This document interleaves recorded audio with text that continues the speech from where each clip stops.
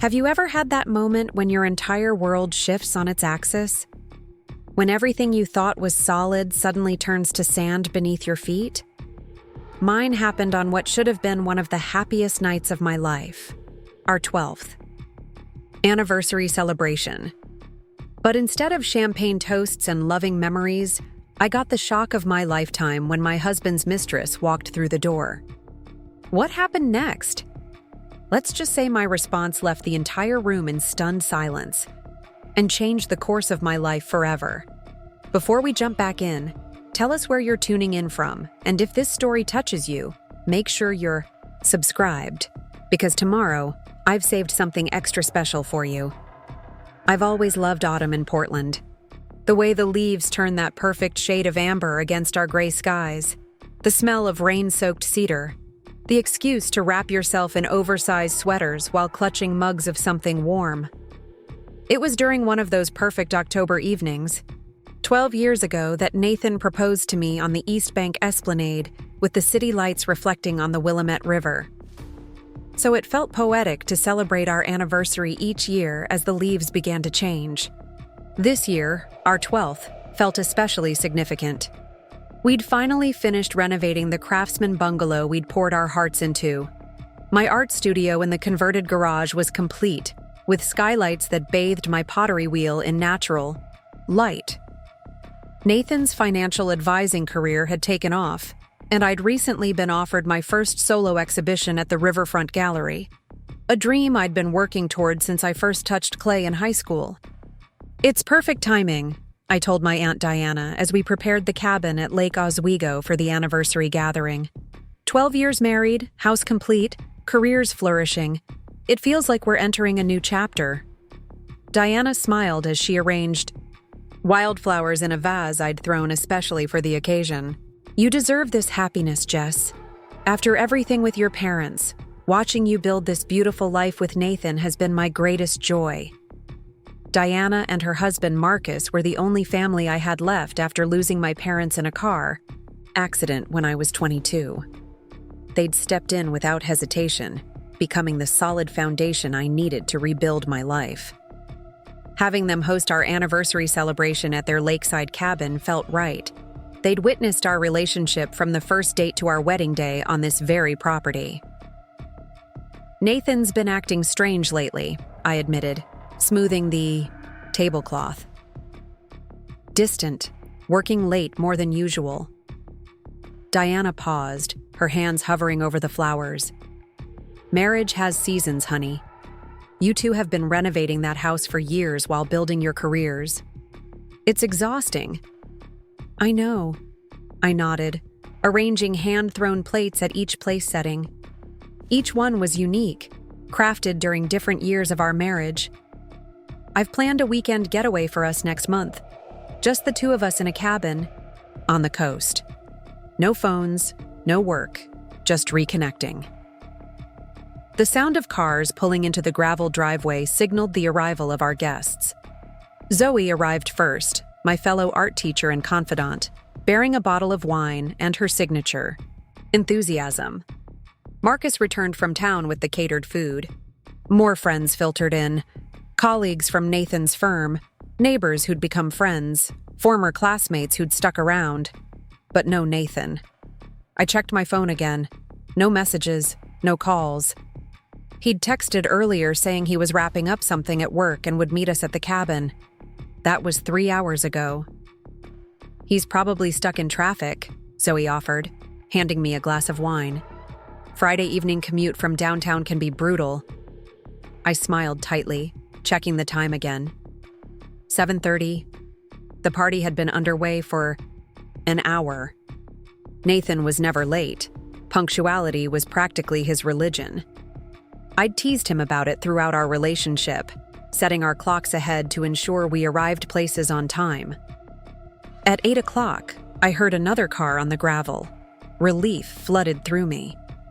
The cabin door opened, and Nathan stepped inside, looking uncharacteristically disheveled. His tie was loose, hair mussed, as if he'd been running his hands through it repeatedly, a nervous habit I knew well. "Sorry I'm late," he called out, smiling too broadly. Had a situation at work. I crossed the room to greet him, but stopped halfway when another figure appeared in the doorway behind him. She was young, mid-20s at most, with the kind of polished appearance that spoke of careful curation. Long chestnut hair fell in perfect waves past her shoulders. Her dress, a simple black sheath, looked effortlessly expensive in that way only truly expensive things can. When she smiled, perfect white teeth flashed between glossy lips.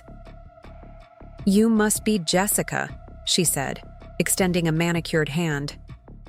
"I've heard so much about you." The room went quiet, the kind of heavy silence that has weight and substance. I felt every eye shift between this stranger, Nathan, and me, watching, waiting. "Jessica," Nathan stepped forward, his voice strained. "This is Vanessa Collins. She works with me at the firm." My mind raced to place her.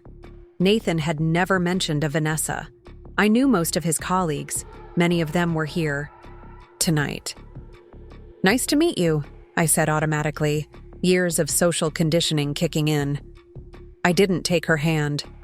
Something in Nathan's posture, a tension in his shoulders, the way he couldn't quite meet my eyes, triggered an alarm deep inside me.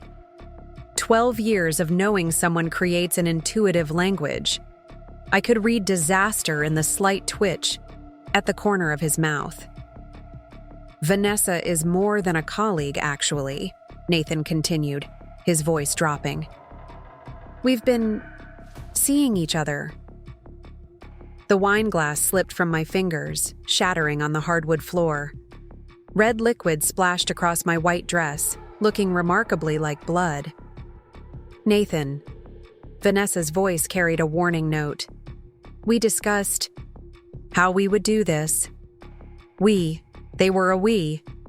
Seeing each other," I repeated, my voice sounding distant to my own ears. "You've been seeing each other."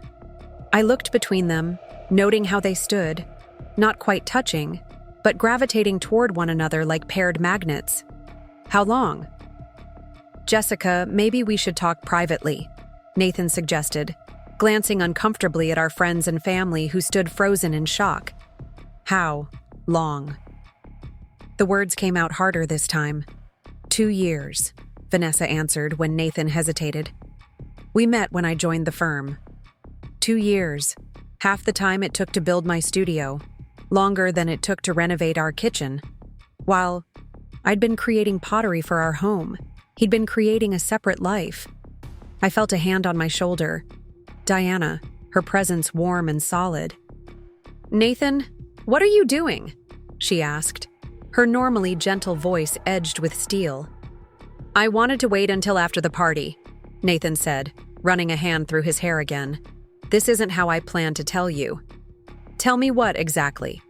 My voice was eerily calm. "That you've been cheating on me? That you brought your mistress to our anniversary party? Please, Nathan, tell me what exactly you planned to say after we celebrated 12 years of marriage." Vanessa shifted uncomfortably. "I told him this was inappropriate, but I thought you deserved to meet me face to face." "This isn't just a fling, Jessica. Nathan and I are in love." Someone gasped. Zoe, probably. Marcus moved to stand beside Diana and me, forming a protective barrier. "In love," I repeated, the words tasting bitter. "How convenient." "It just happened," Nathan said, his voice pleading. "I never meant to hurt you." Something snapped inside me then, a tether breaking. The shock receded just enough for anger to surge forward. Yet, here we are at our anniversary party, with you introducing me to your mistress. Seems like hurting me is exactly what you meant to do. "Jessica," he started, reaching for me. "Don't." I stepped back, bumping into the table where 12 handcrafted plates marked 12 years of what I now realized was a lie. "Is that why you've been working late? Is that why you've been distant? Because you've been building a life with someone else while I was building a home for us?" "It's complicated," Nathan said. "Actually, it's remarkably simple," I replied, my voice steadying. "You cheated. For 2 years you lied to my face every day. You watched me pour my heart into our home, into us, while you were giving yourself to someone else. Vanessa stepped forward. Jessica, I understand this is a shock, but you understand nothing. I cut her off, my gaze never leaving Nathan. Were you ever going to tell me? Or was I supposed to just keep living in ignorance while you played house with your girlfriend? I was going to tell you after the exhibition, Nathan admitted quietly. I didn't want to jeopardize your opportunity. A harsh laugh escaped me. How considerate of you. The room remained in suspended animation, no one daring to move or speak. These were people who had known us for years, who had celebrated holidays with us, helped us move furniture, brought food when we were sick, and now they were witnesses to the implosion of what they thought was a happy marriage. I looked around at the faces, some averted in discomfort, others watching with undisguised shock. This party was meant to celebrate our past and future together. Instead, it had become the site of our ending. I have something to say. Preparing and narrating this story took us a lot of time, so if you are enjoying it, subscribe to our channel. It means a lot to us. Now back to the story. I announced, my voice carrying across the silent room. I reached for my wine glass before remembering it lay shattered at my feet, like my marriage. Diana wordlessly handed me hers. I'd like to propose a toast, I continued, lifting the glass. To honesty. Something that's been missing from my marriage for quite some time, apparently.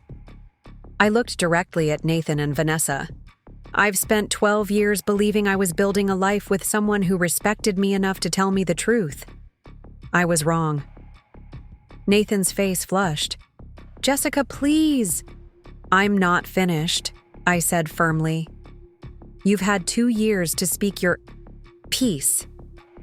I get my moment now. I turned to address our guests.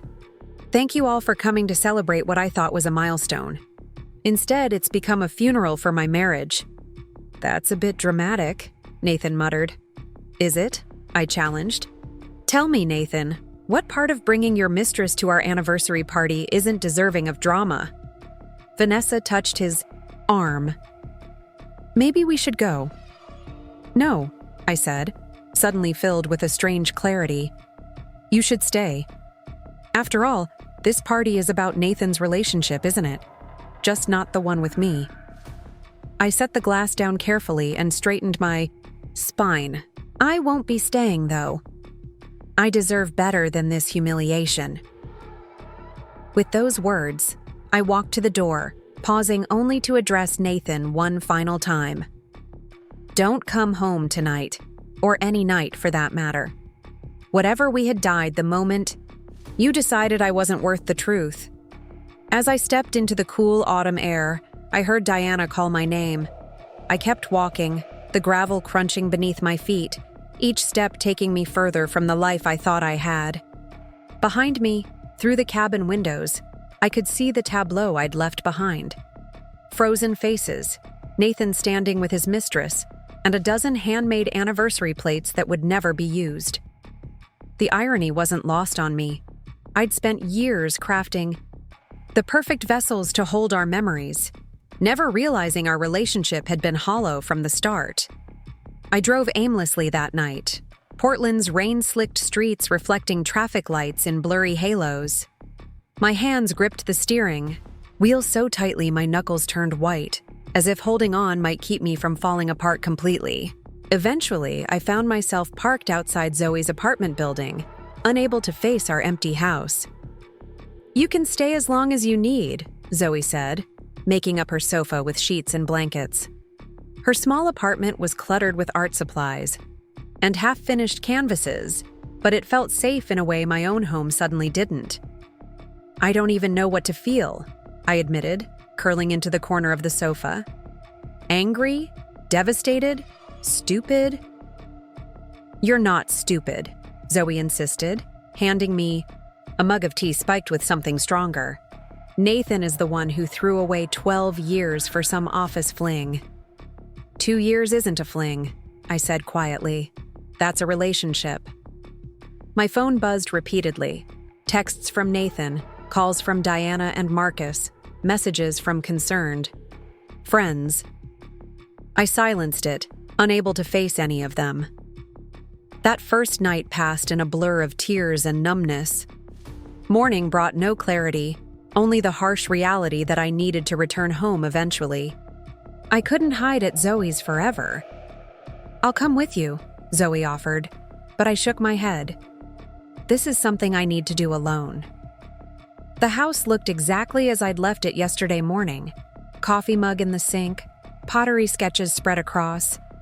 The dining table, a half-read book on the arm of the sofa. How could everything appear so normal when nothing would ever be the same?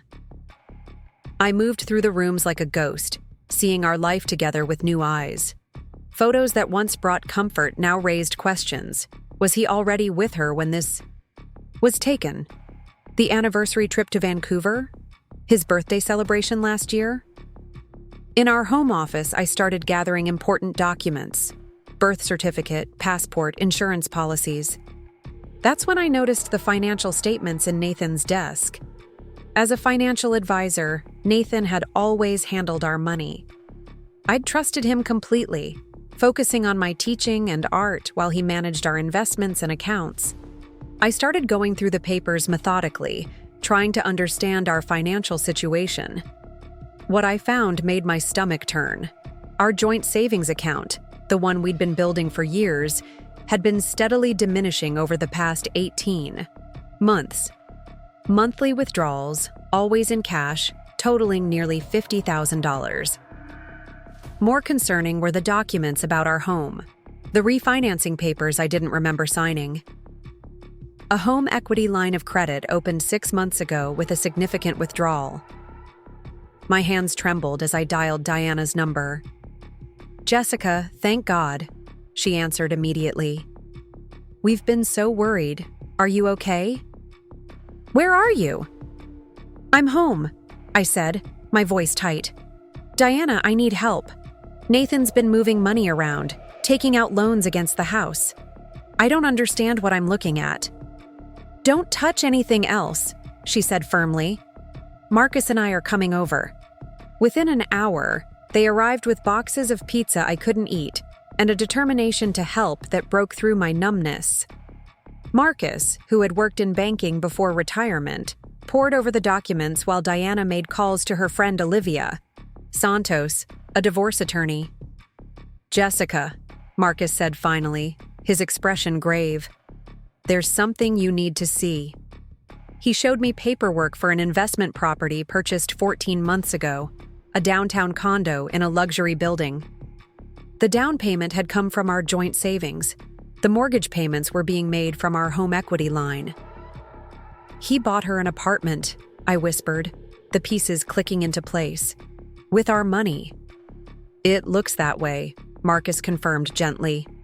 "And there's more. These credit card statements. There are charges for jewelry, weekend trips, dining at restaurants I know you've never mentioned." Diana's hand found mine, squeezing tightly. "Olivia can see you tomorrow morning. She specializes in cases like this." "Cases like what?" I asked hollowly. "Financial infidelity alongside the other kind," she replied. "She'll help you protect what's yours." That night, after Diana and Marcus reluctantly left, promising to return in the morning, my phone rang with a call from Nathan. Against my better judgment, I answered. "Where are you?" I demanded without preamble. "Jessica, we need to talk," he said, ignoring my question. "What happened last night? It wasn't supposed to go that way." "No kidding," I said bitterly. "How exactly was it supposed to go? After the party? After my exhibition? When, Nathan?" He sighed heavily. "Can I come home so we can discuss this civilly?" "This isn't your home anymore," I said, surprising myself with the conviction in my voice. "And while we're discussing things civilly, perhaps you can explain the downtown condo you purchased for your girlfriend with our money." The silence that followed told me everything. "Jessica," he started, his voice taking on the placating tone he used with difficult clients.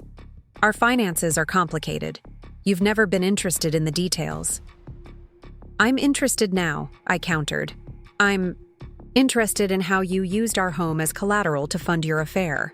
I'm interested in the $50,000 you took from our savings.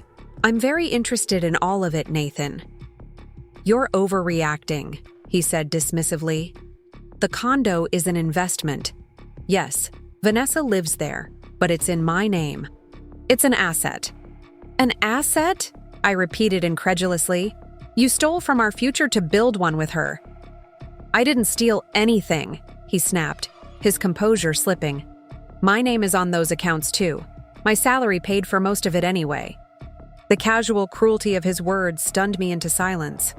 In 12 years of marriage, he had never thrown our income disparity in my face. My teaching salary was modest compared to his earnings as a financial advisor, but we had always viewed our contributions as equal.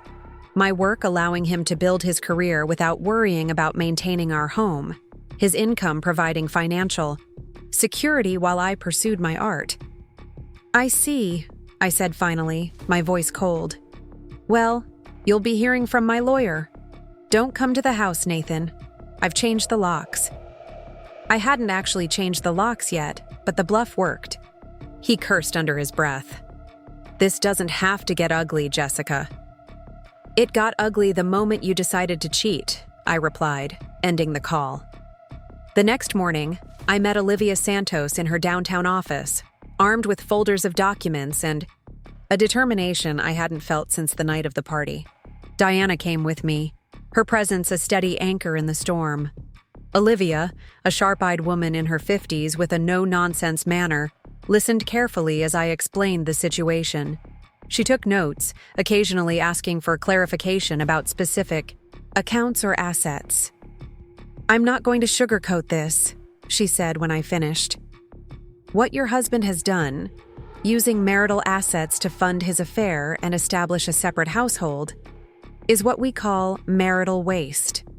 It's actionable in divorce proceedings." "I want everything documented," I said firmly. "Every penny he spent on her. The condo, the trips, all of it." "That's exactly what we'll do," Olivia nodded approvingly. "But there's something else we need to discuss." She pulled out a form from her desk. "Your exhibition at the Riverfront Gallery. It's a significant opportunity, correct?" I nodded, confused by the change in subject. "It's my first solo show." "Why?" "Because timing matters in these cases," she explained. "Oregon is an equitable distribution state, which means the court will divide marital assets fairly, not necessarily equally, considering various factors, including career opportunities." "I don't understand," I admitted. "If we file immediately, your exhibition becomes part of the marital assets under consideration. Potential income, professional advancement, everything you might gain from it. But if we gather evidence quietly and file after the exhibition..." She let the implication hang. "It would be mine alone," I finished. "My achievement, my opportunity." "Precisely," Olivia smiled. "And given what we've discovered about your husband's financial activities, I suggest we take our time building the strongest possible case." As we left Olivia's office, armed with a strategy and a list of documents to gather, Diana hugged me tightly. "You're stronger than you know, Jessica," she said. "Nathan underestimated you. That's his second mistake." "What was his first?" I asked. "Thinking he deserved you in the first place," she replied. That afternoon, I returned home to find a sleek black BMW parked in my driveway. Vanessa sat on my porch steps, looking considerably less polished than she had at the party. Her hair was pulled back in a simple ponytail, her face free of makeup. "What are you doing here?" I demanded, not bothering to hide my anger. She stood, brushing off her jeans. "I need to talk to you about Nathan." "I have nothing to say to you," I replied, moving to unlock my front door. "He's not who you think he is," she said quickly. "He's not who I thought he was either." Something in her voice, a note of fear perhaps, made me pause. "You have 5 minutes," I said, reluctantly gesturing toward the porch swing rather than inviting her inside. Some boundaries couldn't be crossed. Vanessa sat gingerly, her hands clasped tightly in her lap. "Nathan told me you were separated," she began. "When we met 2 years ago, he said you were living together but essentially divorced, staying together for appearances while leading separate lives." I laughed bitterly. "And you believed that? The oldest cliché in the book?" She flushed. "I was 25, new to the firm, and he was my mentor. He was charming and attentive and made me feel special." She looked away. By the time I realized things weren't exactly as he'd described, I was already in love with him. "So what? Changed?" I asked. "Why show up at our anniversary party?" "He kept promising we'd go public once certain things were resolved. The party was my idea. I thought if we faced you together, he'd finally stop making excuses." She paused. "I didn't know it was your anniversary. He told me it was just a casual gathering at his friend's cabin." I studied her face, looking for signs of deception. "You expect me to believe you didn't know?" "I didn't know a lot of things," she said quietly. "Like the fact that he used my apartment as a tax write-off. Or that the jewelry he gave me came from your joint accounts." My suspicions sharpened. "Why are you telling me this?" She reached into her bag and pulled out a folder. "Because yesterday, after the disaster at the cabin, I started asking questions. I went to the office and looked up some files." She handed me the folder. "Nathan's been moving client funds around. Small amounts from different accounts, spread out over time. I think he's been embezzling." I stared at the papers, my mind racing. "You're his mistress. Why would you turn on him like this?" "Because I realized he's been using both of us," she said simply. "And because whatever I did to you, however wrong it was to get involved with him, I'm not going to be complicit in stealing from innocent people." I took the folder, not quite sure what to believe. "I need to have my lawyer—" "Look at this." Vanessa nodded, standing to leave. "That's fair. For what it's worth, Jessica. I'm sorry. Not just for the affair, but for not asking more questions sooner. You didn't deserve any of this." As she walked to her car, I called after her. "Why, did you come to me instead of going to the police?" She turned, her expression troubled. "Because Nathan told me something once that scared me. About what happened to the last person at the firm who accused someone of financial impropriety." She didn't elaborate further, simply got into her car and drove away. That night, I spread the documents from Vanessa across my dining table alongside the ones I'd found in Nathan's desk. The picture they painted was disturbing, not just a cheating husband, but potentially a criminal one. My phone lit up with a text from Nathan. "We need to talk. I know Vanessa came to see you. Don't believe her lies." I didn't respond, instead calling Olivia to arrange an emergency meeting for the following morning. Whatever Nathan had done, to me, to his clients, perhaps to others, it was worse than I had imagined. The betrayal extended far beyond our marriage, and I was only beginning to uncover its depths. As I gathered the papers into organized piles, I felt a strange calm replace the shock and hurt.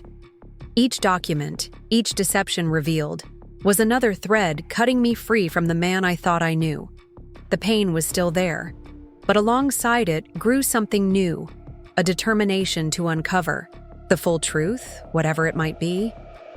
The man I married had disappeared long ago, replaced by someone I didn't recognize. But in his absence, I was discovering something unexpected.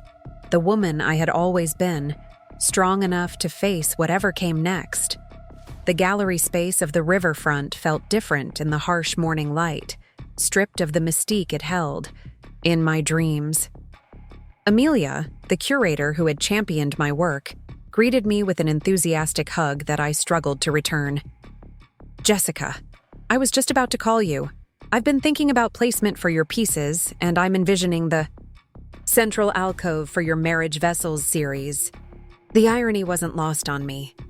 The collection she referenced, 12 interconnected pottery pieces representing the evolution of a relationship, had been the centerpiece of my portfolio. Each vessel grew from the last, their forms intertwining in increasingly complex patterns, culminating in a structure both strong and delicate. About that, I began, my voice steadier than I expected. I need to make some changes to the exhibition. Amelia's enthusiasm dimmed slightly. Changes? The opening is in 3 weeks. We've already designed the promotional materials.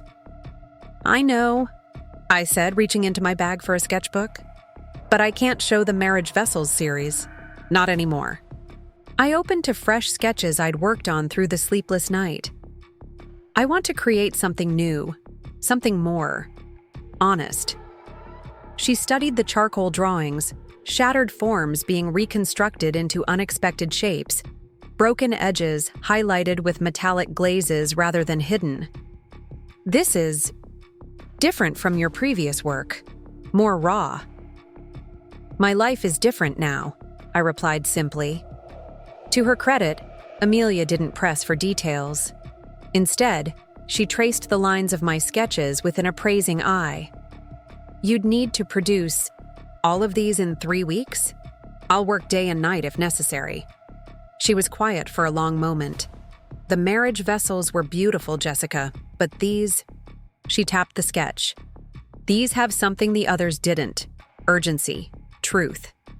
She nodded decisively. Do it. Create these instead. I left the gallery with a renewed sense of purpose. My exhibition wouldn't be what I'd planned. A celebration of marriage and connection. But something deeper had taken its place. A documentation of fracture and reconstruction. My next stop was Gregory Wilson's office. As managing partner at Nathan's firm, he carried himself with the easy confidence of someone accustomed to power. His handshake was firm, his smile practiced, as he welcomed me into his corner office overlooking the river. Jessica, what a pleasant surprise. Nathan didn't mention you'd be stopping by. Nathan doesn't know I'm here, I replied, placing Vanessa's folder on his desk. And I'd prefer to keep it that way. Gregory's eyebrows rose slightly, but he gestured for me to continue. I recently became aware of some concerning activities involving client accounts, I said carefully. Patterns that might indicate improper management of funds. His smile remained fixed, but a wariness entered his eyes. That's a serious allegation. May I ask where you obtained this information? From someone inside the firm who was troubled by what they discovered. I didn't mention Vanessa by name. Whatever her role in destroying my marriage, her career didn't need to be collateral damage. Gregory opened the folder, scanning the documents with practiced efficiency. His expression revealed nothing, but the slight tightening of his jaw told me what I needed to know. I see, he said finally, closing the folder. And you've brought this directly to me rather than to the authorities because I thought you deserved the opportunity to address it internally first, I replied, and because I'm hoping for honesty in return. Honesty about what, exactly? About whether Nathan is the only one involved, or if this goes deeper. Gregory leaned back in his chair, studying me with new interest. You're not what I expected, Jessica. Nathan always described you as what? Let's just say, he emphasized your artistic temperament over your analytical abilities. I smiled thinly. Being underestimated has its advantages. He nodded slowly. Indeed, it does. He tapped the folder. These discrepancies are concerning, but without context, they could have innocent explanations. Or they could be evidence of systematic theft, I countered. Either way, don't you think they warrant investigation? Of course, he agreed smoothly. Rest assured, I'll look into this thoroughly. I stood to leave, then paused. One more thing, Mr. Wilson. I'd appreciate your discretion in this matter. My husband and I are currently reassessing our relationship. His expression softened with understanding. I had heard rumors. I'm sorry. Don't be, I replied. Some endings are necessary for new beginnings. As I turned to go, he called after me. Jessica? For what it's worth, I've always thought Nathan didn't appreciate what he had. I nodded wordlessly and left, unsure whether to trust his apparent sincerity. But I'd accomplished what I came for, planting the seed of doubt about Nathan's activities. The next phase of my strategy unfolded at Harborside, the upscale restaurant known for its legendary Sunday brunch. Olivia had suggested the meeting, arguing that neutral territory would keep emotions in check. I arrived early, securing a corner table with a view of the entrance. Nathan arrived precisely on time, alone and impeccably dressed as always. I'd half expected Vanessa to accompany him, but perhaps he'd learned something from the anniversary party debacle. Jessica, he greeted me, voice carefully modulated to convey both concern and authority. You're looking well. I gestured for him to sit. Thank you for coming. Of course, he replied, unfolding his napkin with practiced precision. Though I wish you'd been willing to talk at home. We don't have a home anymore, Nathan. We have a house with a mortgage that's mysteriously larger than it was 6 months ago. He sighed dramatically. I see Olivia has been filling your head with financial concerns.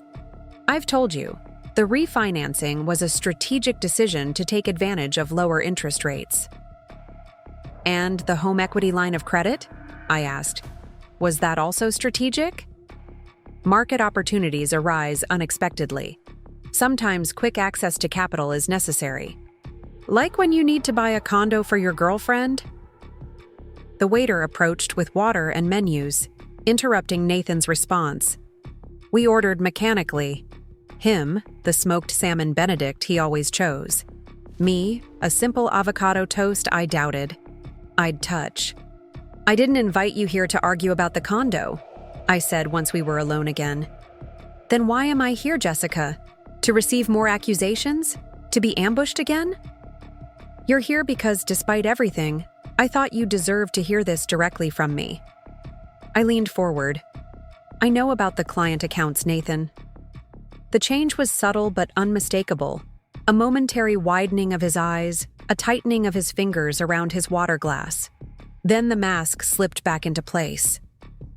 I don't know what you're talking about. Don't insult my intelligence, I said quietly. Not anymore. I've seen the documentation. Small transfers, spread across multiple accounts over time. Carefully. Done. But not careful enough. He set down his glass with deliberate control. Whatever you think you found, you're misinterpreting it. Financial management is complex, Jessica. It's why you've always left it to me. I've already taken what I found to Gregory Wilson. That hit its mark. Nathan's composure faltered visibly. You went to Gregory without discussing it with me first? Just like you decided to refinance our house without discussing it with me first, I countered. Or open credit accounts in my name. Or empty our savings. This is different, he hissed, leaning across the table. You have no idea what you've done. I think I do, I replied calmly. I've finally stopped being the trusting, naive wife who looks the other way while you destroy our lives. Our food arrived, creating another artificial pause in the conversation. Nathan stared at his plate, appetite apparently gone. What do you want? He asked finally. Divorce papers have been filed, I said. They'll be delivered to your office tomorrow. I'm keeping the house. All of it. Not just my half. You'll transfer the condo to me as well, as partial restitution for the marital assets you misappropriated. He laughed incredulously. You can't be serious. No judge would. A judge might not, I agreed, if we go to court. But we're not going to court, Nathan. Because if we do, the documentation about those client accounts becomes public record. The color drained from his face. You're blackmailing me. I'm offering you a choice. I corrected.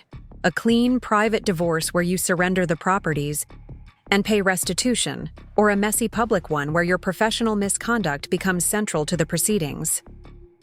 This isn't you, Jessica, he said, studying me with genuine confusion. You don't play these kinds of games. You're right. It isn't me, or at least it wasn't. But you and Vanessa have been excellent teachers. At the mention of her name, Nathan's expression darkened. Vanessa brought you those documents, didn't she? She's trying to play both sides. She's trying to do the right thing, I replied. Something you might want to consider. The right thing? He leaned forward, voice dropping to an urgent whisper. Do you have any idea what Gregory Wilson is capable of? Why do you think his last partner retired suddenly at 45 and moved to New Zealand? Why the compliance officer before Vanessa quit without notice? A chill ran through me. Are you saying Gregory is involved? I'm saying be careful who you trust, Nathan warned. This goes deeper than you realize. Before I could respond, a shadow fell across our table. We looked up to find Vanessa standing there, her face tense. I'm sorry to interrupt, she said, glancing nervously between us. But we need to talk. All of us. Now. Nathan started to object, but Vanessa cut him off. Gregory called an emergency partners meeting for tomorrow morning. He mentioned a review of account management protocols and special attention to the Hoffman portfolio. Nathan's face went ashen. The Hoffman account was the largest one I'd adjusted. I know, Vanessa said grimly. And so does Gregory, thanks to the documents I stupidly highlighted for him. I looked between them, realization dawning. Gregory isn't investigating the discrepancies, he's covering them up. While setting me up to take the fall, Nathan added bitterly. Our unlikely trio moved to Vanessa's car in the parking lot, the restaurant suddenly feeling too public for this conversation. I should have seen this coming, Nathan said, loosening his tie. Gregory's been moving me onto all the troubled accounts for months, positioning me. As what? The fall guy? I asked. Exactly, Vanessa nodded. Nathan's fingerprints are all over the problematic transfers, while Gregory's are nowhere to be found. Even though he directed most of them, Nathan added. I processed this new information. So you were embezzling but under Gregory's instructions. Nathan at least had the grace to look ashamed. It started small, adjustments to improve quarterly reports. Then it escalated.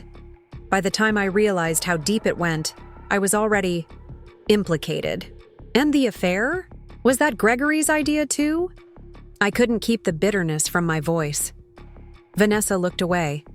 Nathan stared at his hands. No, he admitted quietly. That was my weakness, my failure. An uncomfortable silence filled the car. Whatever their relationship had been, watching. It crumble under pressure brought me no satisfaction. What happens at tomorrow's meeting? I asked finally. Gregory presents evidence of irregularities in accounts I've managed, Nathan explained. Expresses shock and disappointment. Promises clients that the firm will make everything right. While you take the blame, I finished. And possibly criminal charges, he added grimly. I considered our options. The divorce leverage I'd thought. I had suddenly seemed insignificant compared to the larger crisis unfolding. We need proof that Gregory was behind this, I said. Something that connects him directly to the transfers. Vanessa straightened in her seat. The authorization codes. Every major transfer requires a partner code, even if someone else executes it. Those would be in the system logs, Nathan nodded, but we'd need admin access. Which you don't have, I guessed. No, but Vanessa hesitated. Rachel in IT does, and she owes me a favor. A plan began to form, tentative at first, then more concrete as we worked through the details. By the time we left the restaurant parking lot, our unlikely alliance had a strategy. This doesn't change anything between us, I told Nathan as we parted ways. Our marriage is over. I know, he said softly. But thank you for helping despite everything. I'm not doing it for you, I clarified. I'm doing it because it's right, and because I've spent too many years letting others determine my worth. As I drove home, I reflected on the strange turn events had taken. 2 weeks ago, I'd been preparing for an anniversary celebration, blissfully unaware that my marriage was a facade. Now, I was plotting to expose financial fraud with the help of my husband and his mistress. Life, it seemed, had a sense of irony after all. The next 24 hours passed in a blur of activity. Vanessa worked with her IT contact to access the system logs. Nathan gathered supporting documentation from his own files, emails and memos that, while not smoking guns, created a pattern when viewed together. While they worked on the financial evidence, I focused on creating a different kind of record. I reached out to former employees who had left the firm under questionable circumstances. Most refused to talk, but a few shared stories that corroborated Nathan's claims about Gregory's methods. The former compliance officer, now living in Auckland, was particularly forthcoming once I explained the situation. Gregory threatened my family, she told me during our video call. Said he knew people who could make problems for my daughter at college. I left the country the next day. I recorded our conversation with her permission, adding it to our growing arsenal. By evening, we had assembled enough evidence to at least raise serious questions about Gregory's conduct. It might not be enough for criminal charges, but it would certainly prevent him from making Nathan the sole scapegoat. The three of us met at Zoe's apartment to finalize our approach. My friend had reluctantly agreed to let us use her place as neutral territory, though she made her feelings about Nathan abundantly clear with glacial stares and pointed silence. The partners' meeting is at 8 a.m., Vanessa confirmed, organizing printouts on Zoe's coffee table. Gregory always arrives by 7:30 to prepare, so we intercept him before the meeting, Nathan concluded. Present what we have and negotiate. I shook my head. No, we don't give him the chance to destroy evidence or create a counter-narrative. We bring this to all the partners simultaneously. Vanessa looked uncertain. Gregory is very convincing. He could turn this around, make it seem like we're conspiring against him.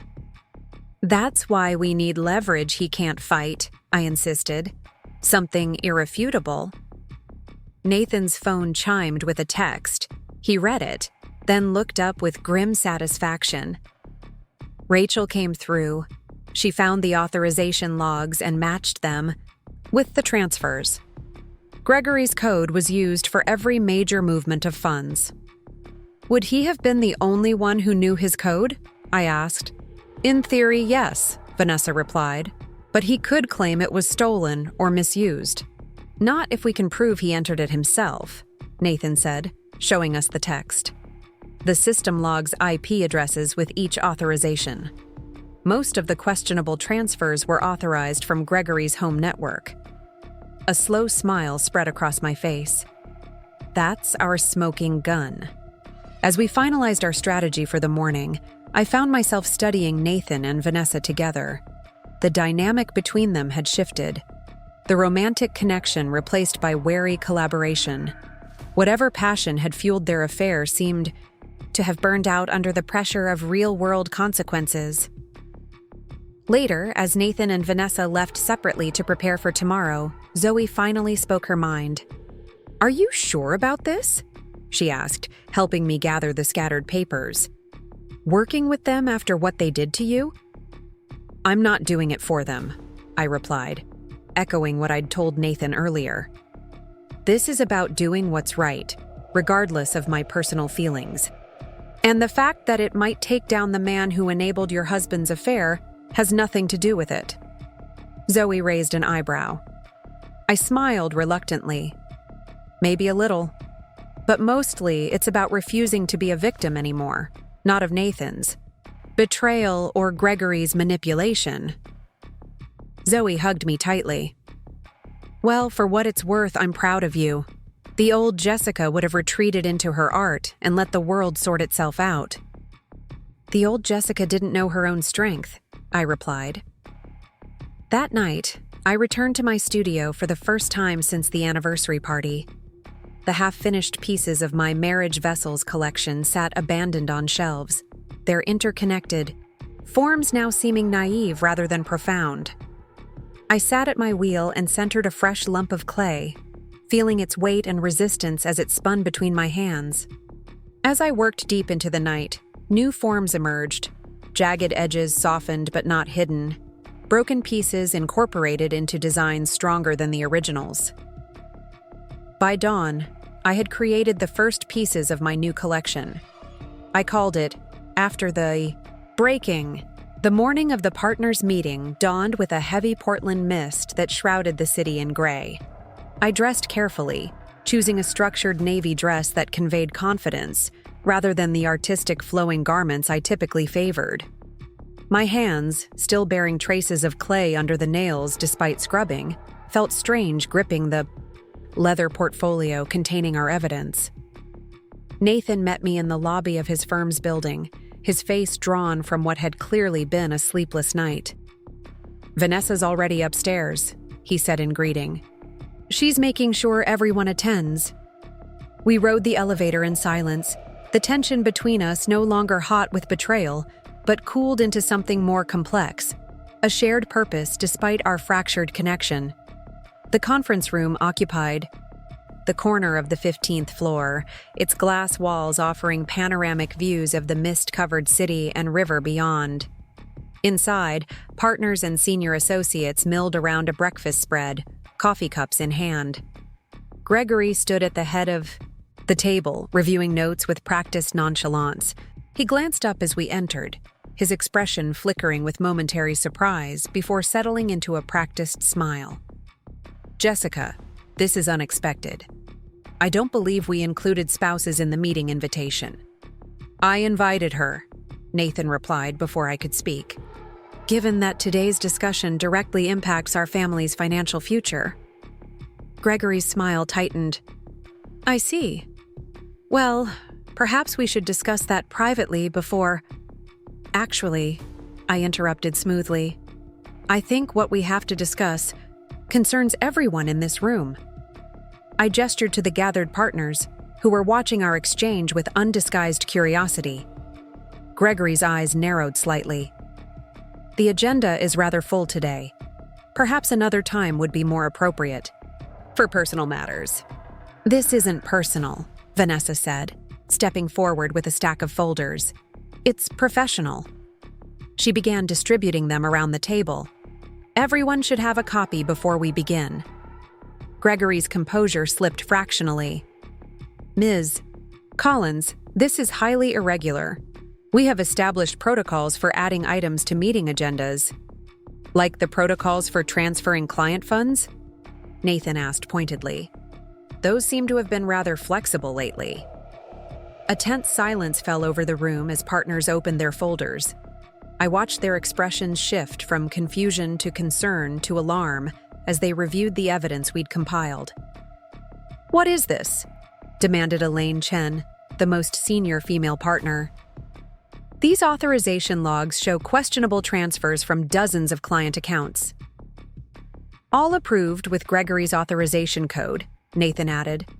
"From his home IP address." Gregory's face hardened. "This is absurd. Nathan has clearly manufactured this evidence to deflect from his own mismanagement. As I was prepared to outline today, we've discovered concerning irregularities in accounts under his supervision." "We thought you might say that," I said calmly, opening my own folder. "Which is why we also have statements from former employees about your methods." I slid copies of the transcripts across the table, including Margot Lewis, your former compliance officer, who has quite a story about why she suddenly relocated to New Zealand. The partners exchanged alarmed glances. Gregory's face flushed with anger. "This is a coordinated attack on my reputation," he declared. "Nathan has been embezzling from client accounts for months. I was building a case before bringing it to the partnership. These fabricated logs and coerced statements are a desperate attempt to save himself." "If they're fabricated, You won't mind if we bring in an independent forensic accountant to verify them, Vanessa suggested. I've taken the liberty of contacting Margaret Wu at Deloitte. She's on standby for our call. For the first time, uncertainty flashed in Gregory's eyes. He glanced around the table, assessing his support among the partners. This is completely unnecessary, he insisted. We can resolve this internally without outside involvement that might alarm our clients. I agree that client confidence is paramount, said Howard Jenkins, the oldest partner. Which is precisely why we need to understand exactly what's happened here. He turned to Nathan. You're admitting to involvement in these transfers? Nathan nodded grimly. Yes, I executed many of them under Gregory's direction. I'm not claiming innocence. I'm guilty of following orders I knew were wrong. But I wasn't acting alone, and I wasn't the architect of this system. The meeting devolved into intense questioning from all sides. Partners demanded explanations, timelines, and assessments of potential liability. Through it all, Gregory maintained his denial, though his arguments grew increasingly desperate as more details emerged. I watched silently, observing the power dynamics shift minute by minute. Nathan answered questions directly, accepting responsibility for his actions while consistently returning focus to the broader systemic issues. Vanessa provided technical details about how the transfers had been executed and documented. Just as it seemed the tide was turning decisively against Gregory, the conference room door opened. A security guard entered, followed by two men in suits who introduced themselves as agents from the Financial Industry Regulatory Authority. We received an anonymous tip regarding potential securities fraud at this firm, the older agent explained. We have a warrant to secure all records related to client accounts managed by Nathan Parker. The room fell silent. Gregory's expression transformed from cornered to triumphant in an instant. As I was trying to explain to my colleagues, he said smoothly, Mr. Parker has been engaging in concerning activities. We were just discussing the firm's response. I felt the situation slipping away. Gregory had called in authorities focused specifically on Nathan, effectively derailing our revelation about his own involvement. That's not the complete picture, I began, but the agent held up his hand. Ma'am, this is now an official investigation. All evidence should be provided through proper channels. Gregory smiled thinly. Of course, the firm will cooperate fully. In fact, I've prepared a preliminary report on the accounts in question. He retrieved a bound document from his briefcase, clearly prepared in advance for exactly this scenario. Vanessa caught my eye across the table, her expression conveying what we both realized. Gregory had anticipated our move and countered with one of his own. By bringing in regulators focused narrowly on Nathan, he was reasserting control of the narrative. The next hour passed in a blur of procedural discussions. The agent sequestered Nathan for preliminary questioning while instructing the firm to preserve all records. Partners huddled in concerned groups, discussions of damage control already beginning. I found myself standing alone by the windows, watching the morning mist burn away to reveal the city below. All our careful preparation, all the evidence we'd gathered, it had been neutralized by Gregory's preemptive strike. Impressive move, Vanessa said quietly, joining me at the window. He must have called them last night after seeing you at his office. He's using Nathan as a firewall, I murmured, containing the damage. What do we do now? Before I could answer, Elaine Chen approached us, her expression unreadable. Jessica, may I speak with you privately? I followed her to a small side office, unsure what to expect. Elaine had been with the firm for 20 years, a pioneering female presence in what had long been a male-dominated environment. I've known Gregory Wilson for 15 years, she began without preamble. He recruited me from a competitor, doubled my salary, made me the first female partner. She paused, studying me with shrewd eyes. I've also watched him systematically undermine anyone he views as a threat. Like Nathan? I asked. She shook her head. Nathan was never a threat to Gregory. He was useful, talented, but pliable. Her gaze sharpened. You, however, are something else entirely. I don't understand. Gregory has mentioned you occasionally over the years, always dismissively, the artistic wife, the teacher, the dreamer. But I've seen your work at charity auctions. There's nothing unfocused about your art, Jessica. It's precise, intentional, structured. She leaned forward.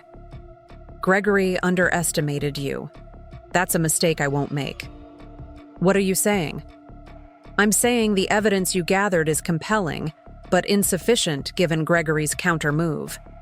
We need someone with direct knowledge of his methods to come forward. She handed me a business card.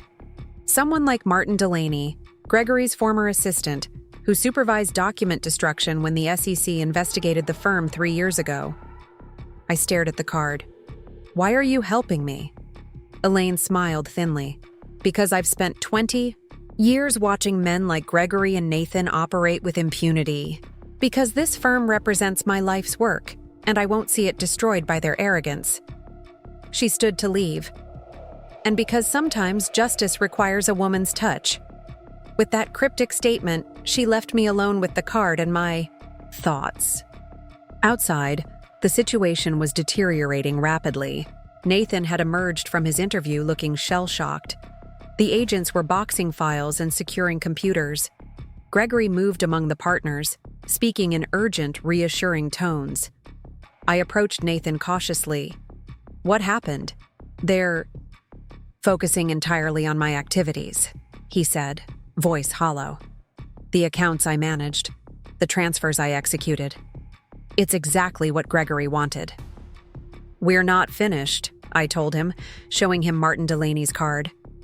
Elaine thinks he might help. Nathan's eyes widened slightly. Martin was Gregory's right hand for years. He knows everything. Where do we find him? Last I heard, he'd opened a sailing school in Astoria. A plan began forming, tentative at first, but gaining structure with each passing moment. Like clay on a wheel, possibilities taking shape beneath attentive hands. I need to go, I told Nathan. Keep the agents focused on the evidence we've already provided. Buy us time. He nodded, understanding. Jessica, thank you. You didn't have to help me after what I did. I'm not doing it for you, I reminded him. I'm doing it because it's right. As I turned to leave, Gregory intercepted me near the door. Leaving so soon? The drama's just beginning. The smug satisfaction in his tone made my skin crawl. You think you've won? I think your husband made a series of unfortunate choices that will have serious consequences, he replied. The firm will survive this isolated incident, and life will go on.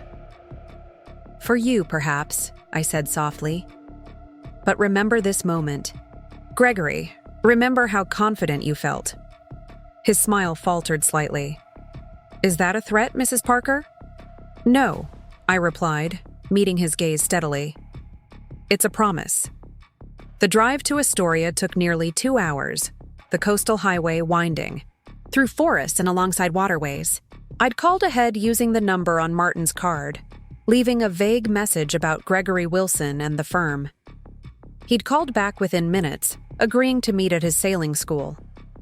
Martin Delaney was younger than I'd expected, early 40s, with weathered skin from years on the water and clear eyes that assessed me carefully as I explained the situation. Gregory's finally overreached, he said when I finished, gazing out at the Columbia River where it met the Pacific. I've been waiting for this day. Will you help us? I asked. He considered the question for a long moment. What Gregory did, to me, was personal. He took credit for my work, isolated me from clients, and when I threatened to expose his methods, he fabricated evidence of misconduct. His jaw tightened. I lost my career, my reputation, nearly my marriage. I'm sorry, I said quietly. Don't be. Leaving that world was the best thing that ever happened to me. See, he gestured to the sailing school, where students were preparing boats for afternoon lessons. I found my purpose here, but he turned back to me. Gregory Wilson deserves to face consequences for once in his privileged life. Over the next hour, Martin detailed Gregory's systematic abuse of his position, the pressure he placed on subordinates, the manipulation of records, the strategic elimination of anyone who questioned his methods.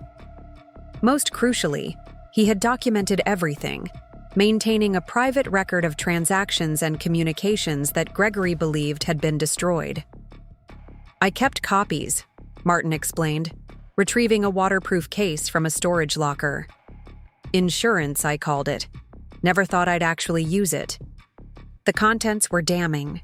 Memos with Gregory's signature directing questionable transactions, emails discussing how to circumvent compliance requirements, records of payments to regulatory officials, a complete paper trail of years of financial misconduct. This is more than enough to clear Nathan, I realized, reviewing the documents. Martin gave me a shrewd look. "Is that what you want? To save your husband?" I considered the question carefully. I want the truth to come out, whatever that means for Nathan, for Gregory, for everyone involved. I met his gaze. Nathan made his choices. He'll have to face them. But he shouldn't be the only one. Martin nodded approvingly. Then let's make sure everyone faces exactly what they deserve. We spent the afternoon organizing the evidence, creating a clear narrative that connected Gregory's directives to specific violations. By evening, we had compiled a comprehensive dossier that left no room for denial. "The regulators need to see this immediately," I said, checking the time. "They're probably still at the firm." Martin shook his head. "Not the local agents. They might already be compromised given how quickly Gregory got them involved. We need to go straight to the regional director." He made a call to a former colleague who now worked in regulatory compliance. Within an hour, we had secured a video meeting with the FINRA regional enforcement team. The presentation was straightforward. Martin walked through the evidence methodically, his industry knowledge adding credibility to each point. I provided context from the current situation, including Gregory's attempt to frame Nathan exclusively. The enforcement director, a no-nonsense woman named Teresa Fujimoto, listened without interruption, occasionally asking clarifying questions. When we finished, her team conferred briefly off-camera. "This is extremely serious," she said finally. "We'll dispatch a specialized team to secure additional evidence and expand the investigation to include Mr. Wilson and potentially other partners. In the meantime, Ms. Parker, please return to Portland. We'll need your formal statement, and your husband's as well." As we ended the call, I felt a strange mixture of relief and apprehension. The wheels of justice were turning, but slowly. Gregory would have time to destroy evidence, pressure witnesses, perhaps even flee if he suspected what was coming. "What now?" I asked Martin. "Now we make sure Gregory doesn't slither away in the meantime," he replied grimly. We devised a two-pronged approach. Martin would deliver copies of key documents to several partners, including Elaine Chen, ensuring Gregory couldn't suppress the information internally. Meanwhile, I would return to Portland to coordinate with Nathan and Vanessa, keeping pressure on Gregory from within. As I prepared to leave, Martin offered a parting thought. "You know, Nathan doesn't deserve you. The way you fought for justice despite what he did to your marriage, that takes extraordinary strength." I smiled ruefully. "I'm not fighting for Nathan. I'm fighting for myself. For the woman who spent too many years being dismissed as just an artist, just a teacher, just a wife." I straightened my shoulders. "I'm fighting because I finally understand my own worth." The drive back to Portland seemed shorter somehow, purpose burning away fatigue. I arrived at the firm just as evening was falling, the office tower's windows illuminated against the darkening sky. The lobby security guard recognized me from morning. "Mrs. Parker," he greeted me. "Your husband left about an hour ago. Said something about meeting you at home." "Thank you," I replied. "Is Gregory Wilson still here?" "Yes, ma'am. Working. Late in his office." "Shall I tell him you're here?" "No," I said quickly. "I'll surprise him." I took the elevator to the executive floor, my heart pounding as the numbers climbed. The enforcement team wouldn't arrive until morning. Until then, we needed to ensure Gregory didn't destroy crucial evidence that might still be in his office. The floor was eerily quiet, most staff having departed for the day. Light spilled from Gregory's corner office, the only sign of life in the deserted space. I approached cautiously, rehearsing what I would say. But as I neared his door, voices from within stopped me. Gregory wasn't alone. Can't believe you would be this reckless," a woman's voice said. "Vanessa, the regulators are already suspicious. If they find this connection, they won't," Gregory interrupted. "The offshore accounts are untraceable. It's why we set them up in the first place." "But Nathan knows about them," Vanessa argued.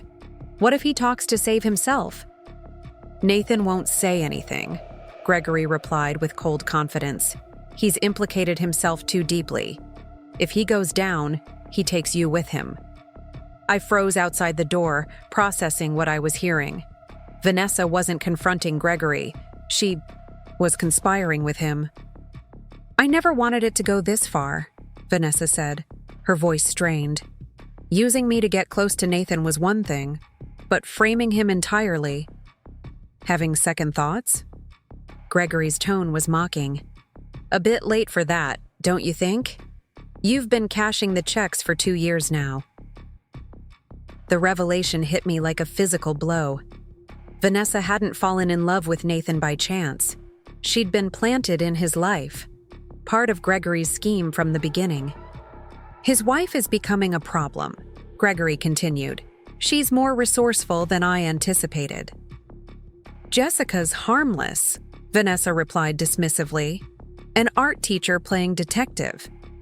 The art teacher who tracked down Martin Delaney this afternoon." A sharp intake of breath from Vanessa. "How do you know that?" "I know everything that happens in my world," Gregory said. "Martin called an old colleague to arrange a meeting with FINRA. That colleague still owes me favors." My heart raced. Gregory knew about Martin's evidence. The carefully constructed case we'd built was already compromised. "What are you going to do?" Vanessa asked.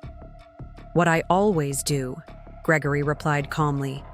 "Eliminate the threat." I backed, away from the door, mind spinning. I needed to warn Martin, alert the authorities, tell Nathan that Vanessa had betrayed us all. But before I could move, the office door swung open. Gregory stood in the doorway, his surprise quickly masked by a predatory smile. "Jessica, what an unexpected pleasure." Vanessa appeared behind him, her expression flickering between shock and calculation. "I was just looking for Nathan," I lied, fighting to keep my voice steady. "Security said he might still be here." "Nathan left some time ago," Gregory replied, studying me intently.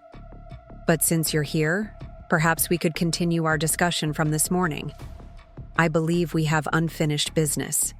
Every instinct screamed danger, but I forced a neutral expression. "Another time, perhaps. I should get home. Nathan's waiting."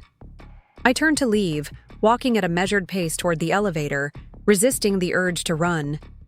Behind me, I heard Gregory's voice, low and urgent. "Follow her. Make sure she goes directly home." The elevator doors seemed to take an eternity to open. Inside, I punched the lobby button repeatedly, relief washing over me as the doors finally closed. Pulling out my phone, I typed a frantic message to Martin. "Gregory knows. Evidence compromised. Be careful."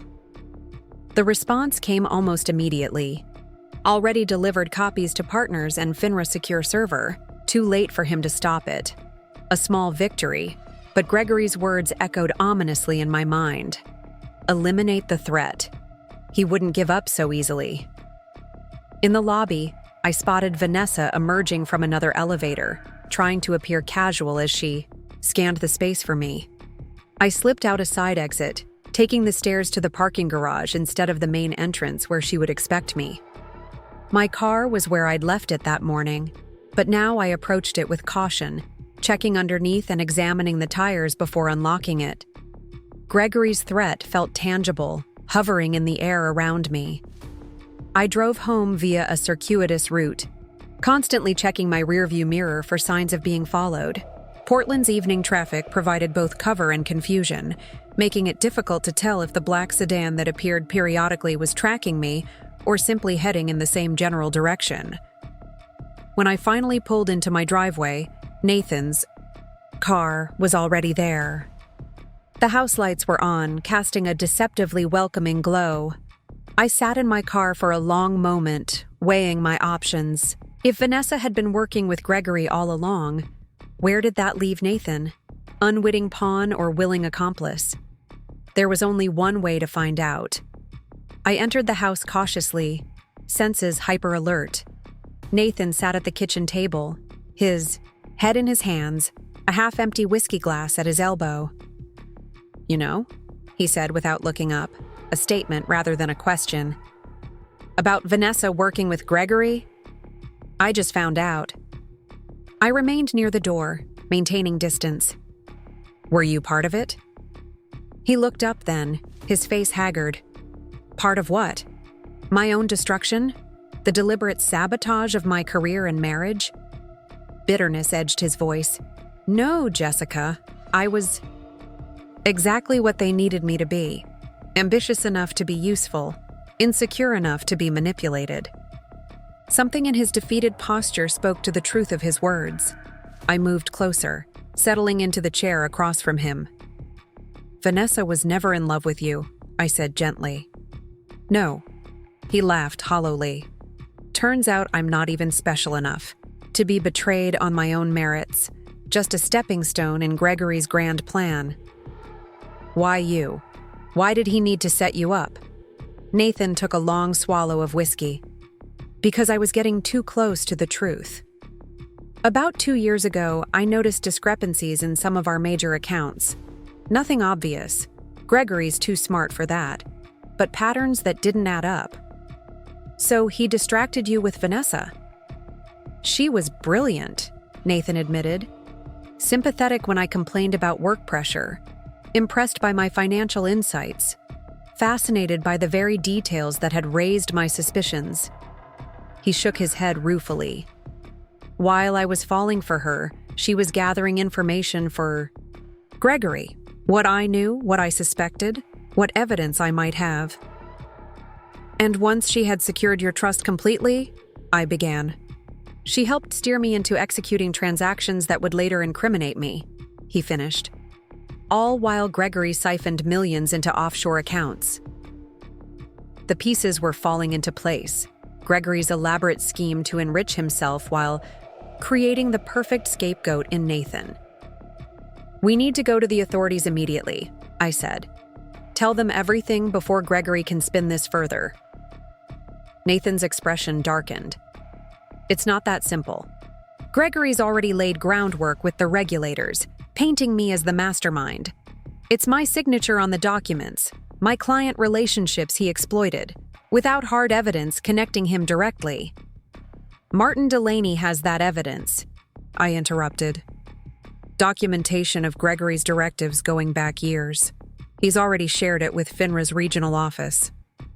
Hope flickered briefly in Nathan's eyes, then dimmed. "Gregory mentioned Martin during my interview this morning. Called him a disgruntled ex-employee with a vendetta. He's already working to discredit him." "Then we need more," I said, determination hardening within me. "Something that even Gregory can't explain away." "Like what? Gregory's too careful to—" Nathan stopped abruptly, a realization dawning. "The Hoffman account. What about it?" "It's the largest one I managed. A family trust worth over $200 million. Gregory directed substantial funds from it to a holding company in the Cayman Islands. He leaned forward intently. But here's the thing. The transfer required three-factor authentication, including a physical key fob that generates security codes. Only Gregory and I have access to those fobs. So the system would have a record of which fob was used, I concluded. Exactly. And the physical security logs would show who accessed the fob storage safe on the days of those transfers. A plan was taking shape, but its execution would be dangerous. Gregory had already demonstrated his willingness to take extreme measures.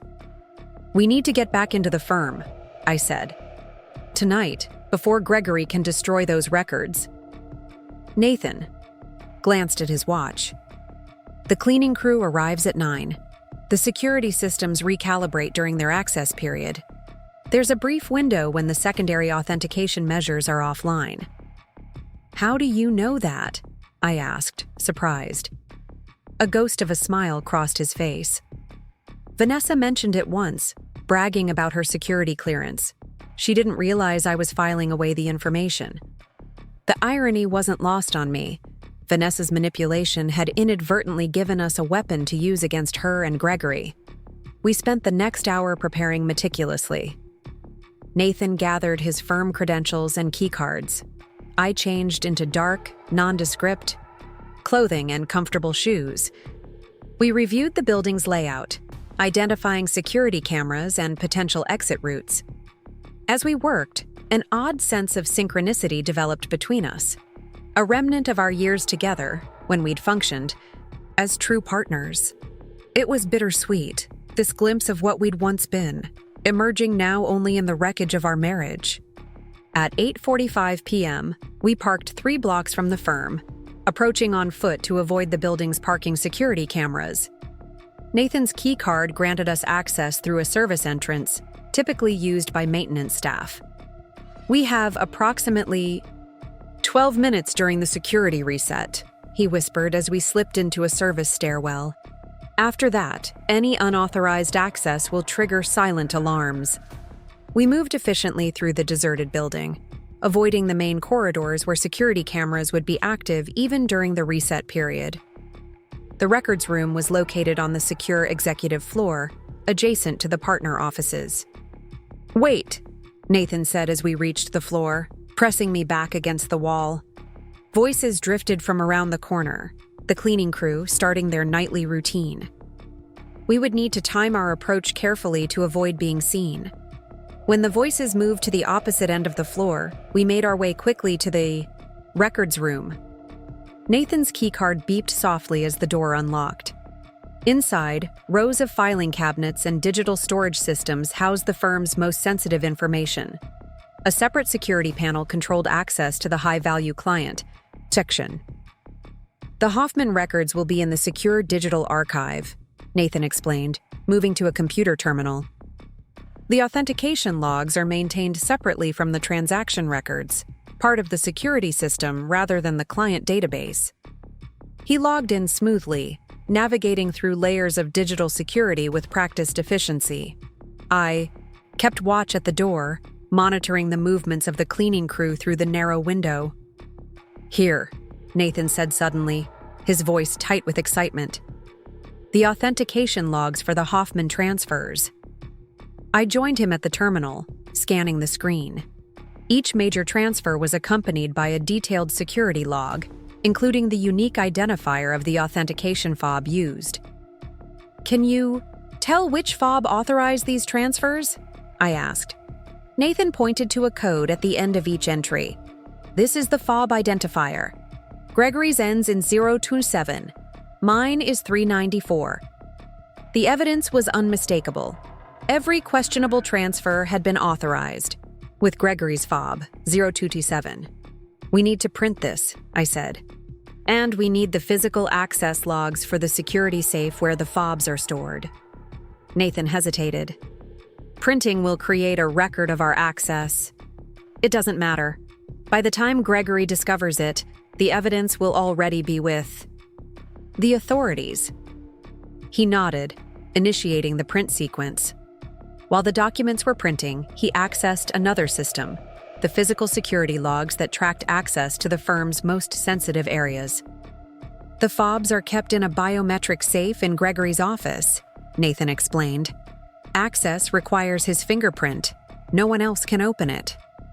The logs confirmed this. Only Gregory Wilson had accessed the safe on the dates of the questionable transfers. It was the definitive connection we needed, proof that Gregory himself had authorized the fraudulent movements of client funds. As the final documents printed, the lights in the records room suddenly dimmed, then brightened, a precursor to the security system reset. "Time's up," Nathan warned, gathering the printed evidence. "We need to move." We slipped out of the records room just as the main security systems came back online.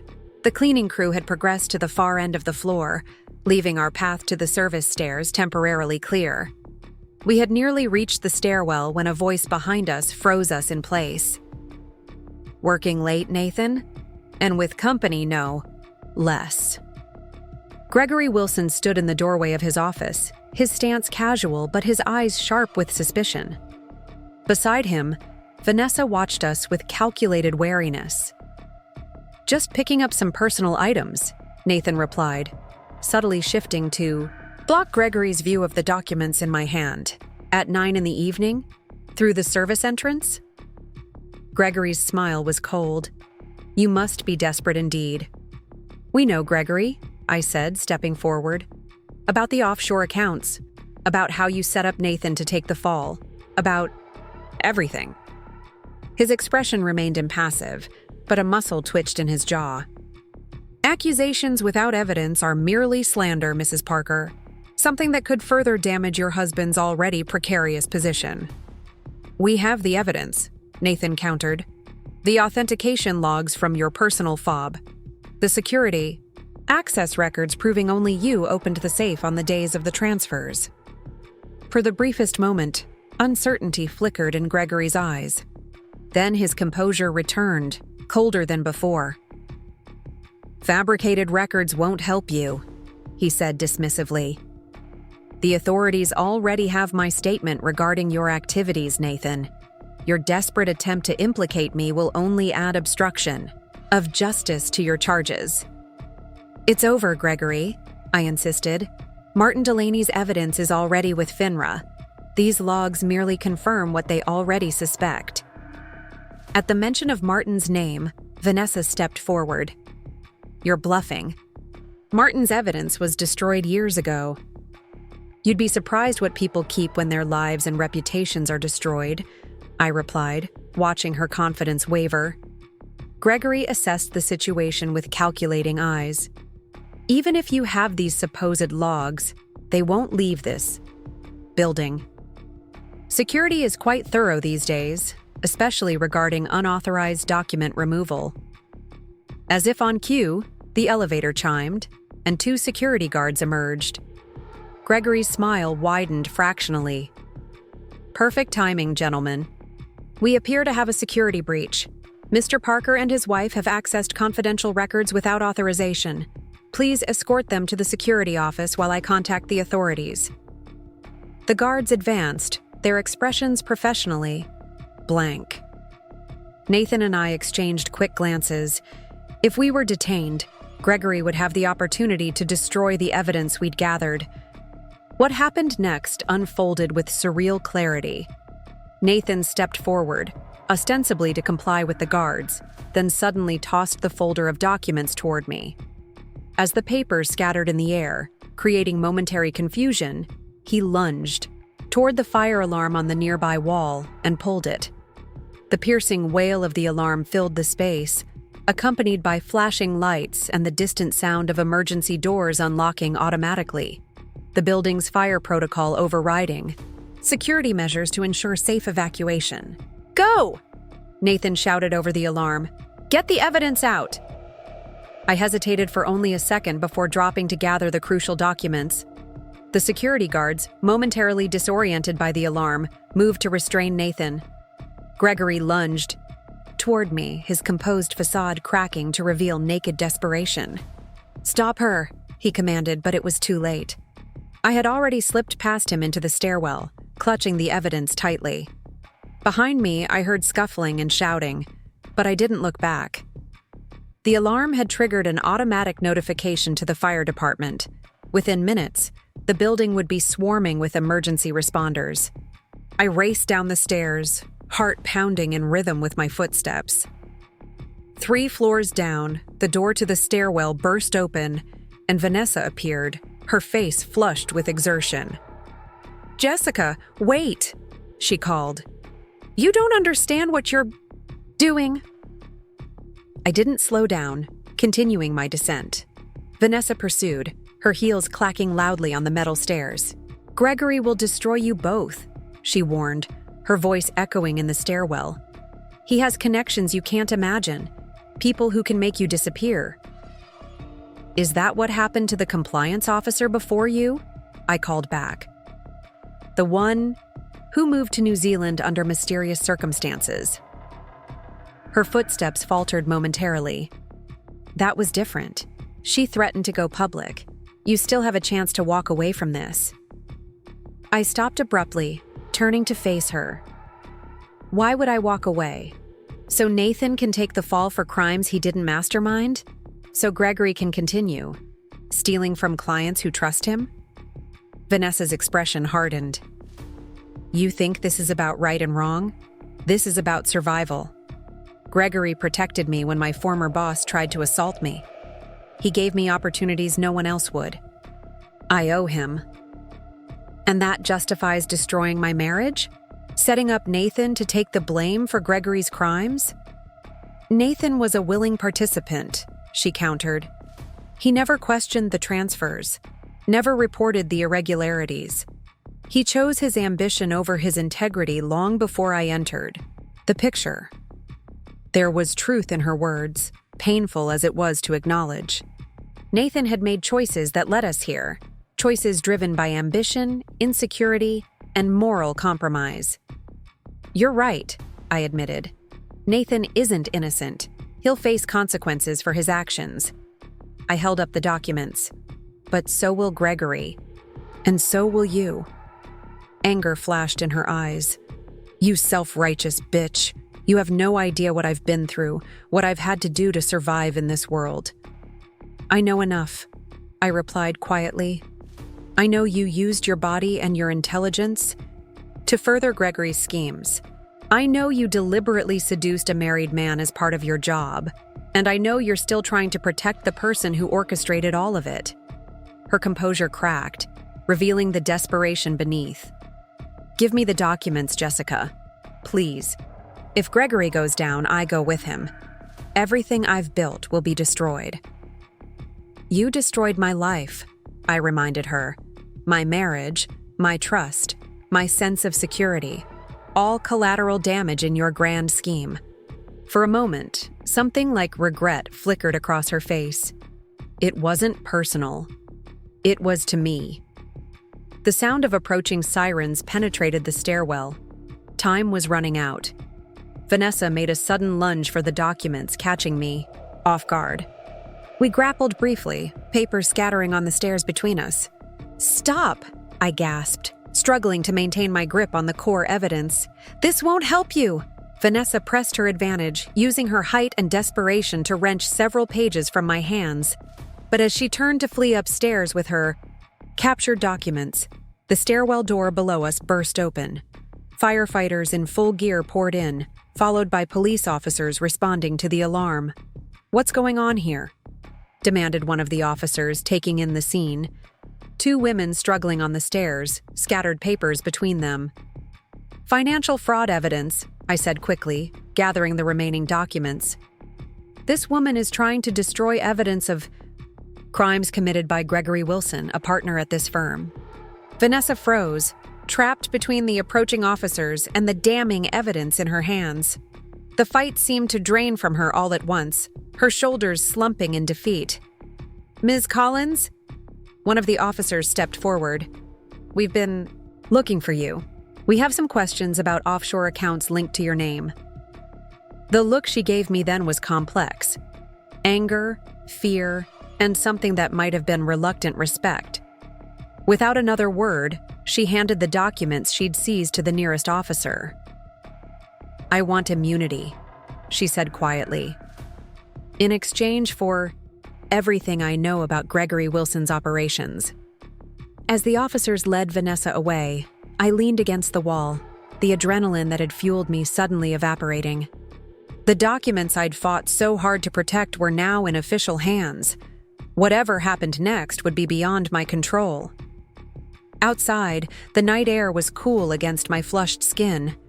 Emergency vehicles lined the street, their lights painting the scene in surreal blues and reds. Employees evacuated from the building clustered on the sidewalk, watching with varying degrees of concern and curiosity. I spotted Nathan in handcuffs, being escorted to a police car. Our eyes met briefly across the distance. In that moment, the complexity of my feelings toward him crystallized. Anger at his betrayal, sadness for what we'd lost, and a strange, reluctant respect for his final act of sacrifice. As the car drove away, I felt a peculiar lightness. Not happiness exactly, but the unburdening that comes with truth finally exposed. Whatever the future held, it would be built on honesty rather than illusion. Diana found me there, standing amidst the chaos. She must have seen the news of the alarm on social media or heard from one of our mutual friends. Without a word, she wrapped me in a fierce hug that unleashed the tears I'd been holding back. "It's over," I whispered against her shoulder. "Everything's over." "No," she countered gently, pulling back to meet my eyes. "Everything's just beginning." 6 months passed like a fever dream, intense, disorienting, occasionally nightmarish, but ultimately cleansing. Spring had returned to Portland, cherry blossoms lining the streets like nature's own celebration of renewal. The legal aftermath of that night unfolded more dramatically than even I could have anticipated. Gregory Wilson faced multiple federal charges, from securities fraud to money laundering. The investigation expanded to include 2 other partners who had participated in his schemes. Nathan, despite his cooperation with authorities, received a 5-year sentence, reduced from the potential 15 to 20 he had initially faced. His willing participation in the fraud, even under Gregory's direction, couldn't be excused entirely. But his final act, triggering the alarm, creating the distraction that allowed the evidence to reach authorities, had earned him consideration. During sentencing, Vanessa negotiated a more complex deal. In exchange for comprehensive testimony about Gregory's operations, she received immunity for some charges and reduced sentences for others. She would serve 18 months in a minimum security facility, followed by probation and community service. The firm itself didn't survive the scandal. Clients withdrew their assets en masse, employees scattered to competitors, and the once prestigious address now housed a tech startup with no connection to the financial industry. Through it all, I remained focused on 2 things: my exhibition at the Riverfront Gallery and rebuilding my life from the fragments that remained. The exhibition opened 3 weeks after that fateful night, though with a completely different collection than originally planned. After the breaking, featured 27 pieces that chronicled destruction and rebirth through broken pottery reconstructed with gold seams. The Japanese art of kintsugi applied to the narrative of my own life. Critics called it revelatory, and a masterclass in transforming pain into beauty. The Portland Tribune ran a feature on the exhibition, connecting it subtly to the financial scandal without explicitly mentioning my personal connection. 3 pieces sold on opening night, including the centerpiece installation that had once been my marriage vessels collection, now shattered and reformed into something both wounded and transcendent. The proceeds from those sales, combined with the eventual settlement from the firm's dissolution, allowed me to make the final mortgage payment on the house. It was mine now, truly mine, without Nathan's name on the deed or his presence in the rooms. I had considered selling it initially, finding somewhere untainted by memories of betrayal. But as weeks passed, I realized the house itself wasn't the problem. It was the narrative I attached to it. So instead of fleeing, I began the slow process of reclamation. Room by room, I transformed the space. The formal dining room where Nathan had held business dinners became my secondary studio, filled with light and creative possibility. The master bedroom suite was completely reimagined, walls painted a serene blue-gray, new furniture chosen for comfort rather than status. The kitchen, always more his domain than mine, now featured open shelving displaying my handmade ceramics. My art studio in the converted garage evolved as well. I installed better lighting, expanded the kiln area, and added a small gallery space where I could display works in progress. 3 days a week, I continued teaching at the high school, finding unexpected joy in sharing techniques with students who saw pottery as a way to express their own complex emotions. The other 4 days, I worked on commissioned pieces that had begun flowing in after the exhibition's success. What had once been a passionate hobby was evolving into a viable career, each creation bearing the subtle influence of my transformed perspective. It was on a bright April morning, cherry blossom petals drifting past my studio windows, that I received the letter. The return address showed the federal correctional institution where Nathan was serving his sentence. I held the envelope for a long moment, uncertain whether opening it would disrupt the hard-won peace I'd established. Eventually, curiosity overcame caution. Inside was a single page covered in Nathan's neat handwriting.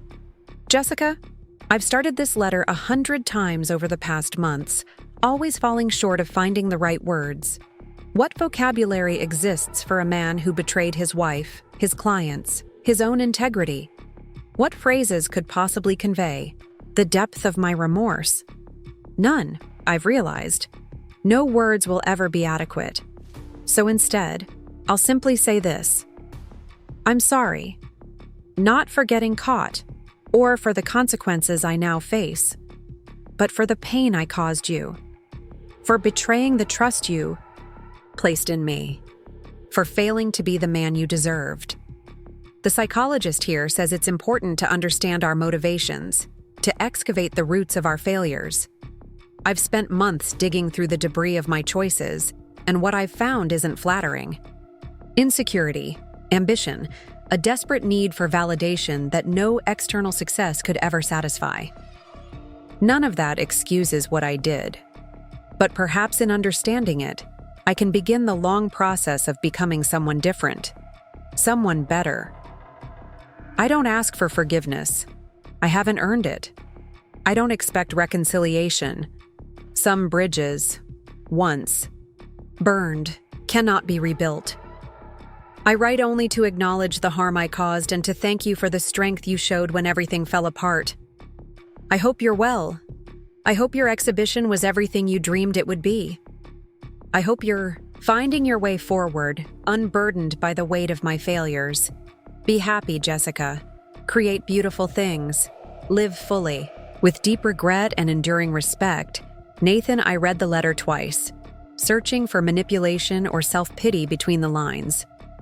Finding none, I folded it carefully and returned it to the envelope. Unlike the angry, desperate man who had been led away in handcuffs 6 months ago, the voice in this letter seemed genuinely reflective. Whether that reflection would lead to lasting change was impossible to know. What I did know was that his words, while acknowledged, no longer held power over my emotional state. I could read his apology without being thrown back into turmoil. I could wish him well on his journey toward redemption without feeling responsible for it. This, perhaps, was the true measure of my healing. I placed the letter in a box containing other artifacts from my former life. Wedding photos, anniversary cards, the key to our first apartment, a time capsule of a completed chapter, rather than an open wound requiring constant attention. The doorbell rang, interrupting my reflections. Outside stood Marcus and Diana, bearing flowers and a bottle of champagne. "We're not interrupting, are we?" Diana asked as I welcomed them inside. "Just finishing some studio work," I assured. "Hercule, what's the occasion?" Marcus grinned, brandishing the champagne. "You haven't checked your email today, have you?" I've been at the wheel since dawn. Why? Diana practically vibrated with excitement. The Portland Arts Council grant. Jessica, you got it. The news took a moment to register. I'd applied for the prestigious grant months ago, never truly expecting to receive it. The funding would allow me to expand my community arts program, teaching pottery to at-risk youth and seniors in assisted living facilities. How do you know before I do? I asked, stunned. Olivia is on the board, Diana explained, referring to her friend, the attorney. She couldn't contain herself when they made the decision this morning. The official notification is probably sitting in your inbox right now. Marcus was already opening the champagne, the cork popping with celebratory enthusiasm. To new beginnings, he toasted, handing me a glass, and to the strongest woman we know. As we clinked glasses in my sun-dappled kitchen, my kitchen, reclaimed and renewed. I reflected on the journey of the past year. From the devastating shock of betrayal to the arduous process of uncovering truth, from the collapse of one life to the construction of another, each step had contributed to the person I now was. I have news too, Diana said after we'd savored the first sips. The community college called. They want you to teach a special weekend course on therapeutic pottery techniques. 6 weeks, starting in June. I don't have formal training in art therapy, I pointed out. Diana smiled knowingly. They're not looking for credentials, Jessica. They're looking for someone who understands how creating art can help process trauma and build resilience. Someone exactly like you. The opportunity resonated with possibilities. A chance to share not just techniques, but the deeper lessons. I'd learned about transformation and renewal. I'll think about it, I promised, though we all knew I would accept. After Diana and Marcus left, I returned to my studio, drawn to the piece I'd been working on that morning. A large vessel with deliberate fractures running through its surface, each break highlighted with gold leaf. Unlike my earlier work in this style, these fractures didn't represent damage to be repaired, but integral design elements, planned disruptions that allowed light to enter in unexpected ways. As I carefully applied another layer of gold to the most prominent fissure, I considered the strange, non-linear path that had led me here. The anniversary party that had shattered my world had also, paradoxically, set me free. The betrayal that had broken my heart had ultimately revealed my strength. The ending of one story had enabled the beginning of another, more authentic one. My phone chimed with a text message. Zoe, checking if I was still joining her for dinner that evening. We had reservations at Harborside, the same restaurant where I'd confronted Nathan about his deception, now reclaimed as a place where friendship and laughter could flourish. Absolutely, I texted back, finishing up in the studio. Meet you there at 7. I returned to my work, hands steady as they traced gold along the vessel's intentional breaks. Outside, cherry blossoms continued their gentle descent. Nature's reminder that renewal follows release, that beauty emerges from cycles of ending and beginning. The woman I had become in the aftermath of betrayal was not the woman I had been. Before, not better or worse necessarily, but more authentically myself. More aware of both my vulnerability and my resilience. More committed to creating beauty from brokenness, both in clay and in life. The anniversary party that had changed everything was now simply part of my story, not the conclusion, but a pivotal moment in a continuing narrative.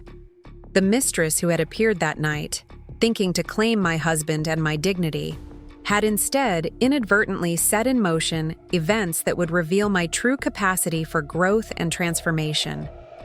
And my response, which had indeed left the room silent that night, had evolved into something far more powerful than words, a life rebuilt on my own terms, shaped by my own hands, fired in the kiln of adversity until it emerged both stronger and more beautiful than before.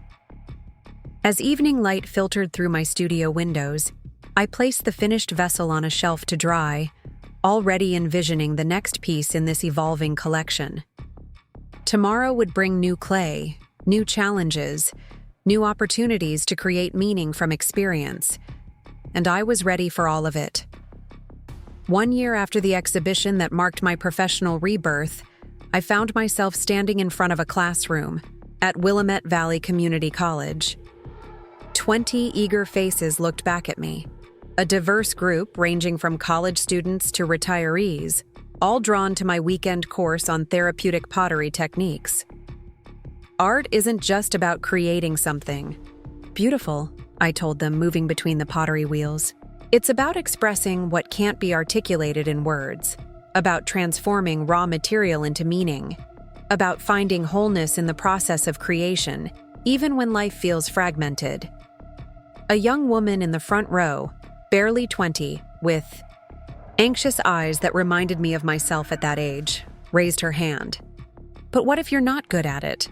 What if what you make is ugly? I smiled, remembering my own early struggles with clay. The therapeutic value isn't in the perfection of the final piece, but in the process itself. Some of my most meaningful work emerged from what I initially considered failures. As if to demonstrate, I pulled out a small bowl from my teaching collection. It was deliberately asymmetrical, with visible fingerprints along the rim and a crack running down one side, sealed with gold. This piece taught me more than any perfect vessel could have, I explained, passing it around. The Japanese call this technique kintsugi, highlighting breaks rather than hiding them, treating damage as part of an object's history rather than something to disguise. Like emotional scars, observed an older gentleman in the back, his weathered hands already stained with clay. Exactly, I nodded. We all carry breaks and repairs. The question is whether we try to hide them or incorporate them into our understanding of ourselves. The class settled into focused work after that, 20 pairs of hands finding their own relationship with the clay. I moved among them, offering guidance, making adjustments, encouraging exploration rather than perfection. Teaching had become an unexpected source of healing for me. Each student brought their own story to the clay: grief, anxiety, transition, celebration, and watching them work through those narratives in tangible form reminded me of art's power to transform experience into meaning. Professor Parker? I turned to find the young woman from the front row, Emma, struggling with her wheel. The clay had collapsed into an amorphous lump for perhaps the third time. I can't get it centered, she said, frustration evident in her voice. Every time I think I've got it, it wobbles out of control. I sat beside her, demonstrating the gentle but firm pressure needed. Centering is the foundation of everything that follows, I explained. It requires patience and presence. You can't rush it, and you can't be distracted by thoughts of the finished piece. Kind of like life, she observed wryly. Very much. Like life, I agreed, guiding her hands back to the clay. Try again. Focus on the connection between your hands and the material. Feel the subtle shifts. By the end of the 3-hour session, Emma had successfully centered her clay and created a small, wobbly bowl. It wasn't technically accomplished, but the pride in her eyes as she placed it on the drying rack spoke to something deeper than aesthetic achievement. Same time next Saturday? I reminded everyone as they packed up. And remember, practice during the week if you can. The relationship with clay builds through consistent engagement. As the classroom emptied, Diana appeared in the doorway, her presence a welcome surprise. Though we spoke regularly, her busy schedule as a hospital administrator meant our in-person visits had become less frequent. "Thought I'd surprise you?" she said, hugging me warmly. Marcus is at a fishing tournament with his buddies, and I was feeling restless at home. "Hope I'm not interrupting your cleanup." "Never," I assured her, grateful for the company. "Help me gather these tools, and then we can grab lunch. There's a new cafe just down the street that supposedly makes incredible lavender scones." We worked in companionable silence for a few minutes, wiping down wheels and organizing clay tools. Diana had become familiar with my teaching practice, occasionally sitting in on classes when her schedule permitted. "You're really good at this," she observed, watching me carefully wrap unfinished student pieces for storage. "Teaching, I mean. You have a way of seeing what each person needs." "It's just experience," I demurred. "I've made every possible mistake. With clay. Makes it easier to recognize the struggles in others." Diana shook her head. "It's more than that. You connect with people. Help them translate their emotions into something tangible. It's a gift, Jessica." Her words warmed me, not just for the compliment, but for the recognition of how far I'd come. A year and a half ago, I'd been defined primarily as Nathan's wife, my artistic practice relegated to hobby status. Now I moved between multiple professional identities: teacher, working artist, community program director, each role enriching the others. After securing the classroom, we walked the few blocks to Wildflower Cafe, a sunny space filled with local art and the scent of fresh-baked goods. The hostess seated us by a window overlooking a small courtyard garden. "So, Diana," said once we'd ordered, her tone shifting to something more careful. "I have news." Something in her expression made me set down my water glass. "Is it about Nathan?" She nodded, her eyes searching my face for signs of distress. "His parole hearing is next month. His lawyer thinks he'll be approved for early release, given his cooperation and model behavior." I absorbed this information, monitoring my internal response. There was a time when any mention of Nathan would trigger a cascade of anger and hurt.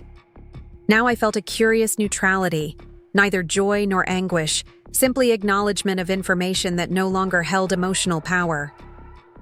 "That's good for him," I said finally. "The early release, I mean." Diana studied me. "You're really okay with this? Him being out, possibly back in Portland?" "I've built a life that doesn't revolve around Nathan, his presence or absence," I replied. "Whether he's in federal prison or living across town doesn't change who I am now." A small smile played at the corners of Diana's mouth. "You continue to amaze me, you know that? After everything you went through." "Because of everything I went through," I corrected gently, not despite it. Our food arrived: avocado toast with poached eggs for me, a mushroom quiche for Diana, momentarily pausing our conversation. As we ate, I considered what Nathan's return to society might mean practically. Would he stay in Portland, where his disgrace was public knowledge? Would he attempt to rebuild a career in finance, despite his felony conviction? Would he seek contact with me? "There's something else," Diana said, interrupting my thoughts. "He's written a book about the financial fraud, his involvement, the aftermath. It's being published next month." This news was more surprising. "A book about—" I hesitated, processing the implications. "About us?" "Primarily about the firm, from what I understand. Gregory's schemes, the systematic corruption, how it all unraveled. But—" She hesitated. "You're in it. Your role in exposing the truth." A complicated mix of emotions surfaced: curiosity, apprehension, a touch of indignation. My story was mine to tell, yet Nathan had apparently incorporated it into his narrative. "His lawyer sent an advance copy," Diana continued, reaching into her bag to produce a bound manuscript. "He wanted you to have the opportunity to read it before publication, to raise any concerns about how you're portrayed." I stared at the manuscript without touching it. The title page read, "House of Cards, Confession of a Financial Fraudster," with Nathan's name below. "I'll understand if you'd rather not," Diana said gently. "No one would blame you for maintaining your distance." I considered refusing, protecting the hard-won peace I'd established. But curiosity won out. I took the manuscript, feeling its weight, literal and metaphorical. I'll read it, I decided. Not today, but soon. Diana squeezed my hand. You don't owe him anything, you know. Not your time, not your attention, certainly not your forgiveness. I know, I assured her. This isn't about what I owe Nathan. It's about understanding the full story, his perspective, his rationalizations. Knowledge is its own form of power. We finished lunch, conversation shifting to lighter topics. Diana's plans for her garden, my upcoming exhibition in Seattle, a film we both wanted to see. By the time we parted with promises to meet for dinner the following week, the manuscript had been tucked into my bag, its presence momentarily forgotten. That evening, I sat in my studio, surrounded by works in progress. The manuscript lay on my desk, still untouched. Outside, spring rain pattered against the skylights, creating a soothing backdrop for contemplation. After an hour of procrastination, organizing tools, sketching new designs, answering emails, I finally opened to the first page. I never intended to become a criminal, Nathan's book began. Like most descents into ethical compromise, mine began with small concessions, a modified report here, a delayed disclosure there, each step making the next one easier, until I found myself so far across the line I couldn't see my way back. Despite myself, I was drawn into his narrative. Nathan had always been a capable writer, his financial reports models of clarity and persuasion. Now he applied that skill to chronicling his own downfall, creating a compelling account of ambition, twisted by insecurity and opportunism. I read until midnight, absorbing his description of Gregory's methodical corruption of the firm, the incremental steps that transformed ethical professionals into conspirators. His portrayal seemed honest, sparing neither himself nor his former colleagues. Then I reached the chapter titled The Personal Cost. While I've detailed the financial crimes and their impact on clients, the greatest damage I caused was to my marriage.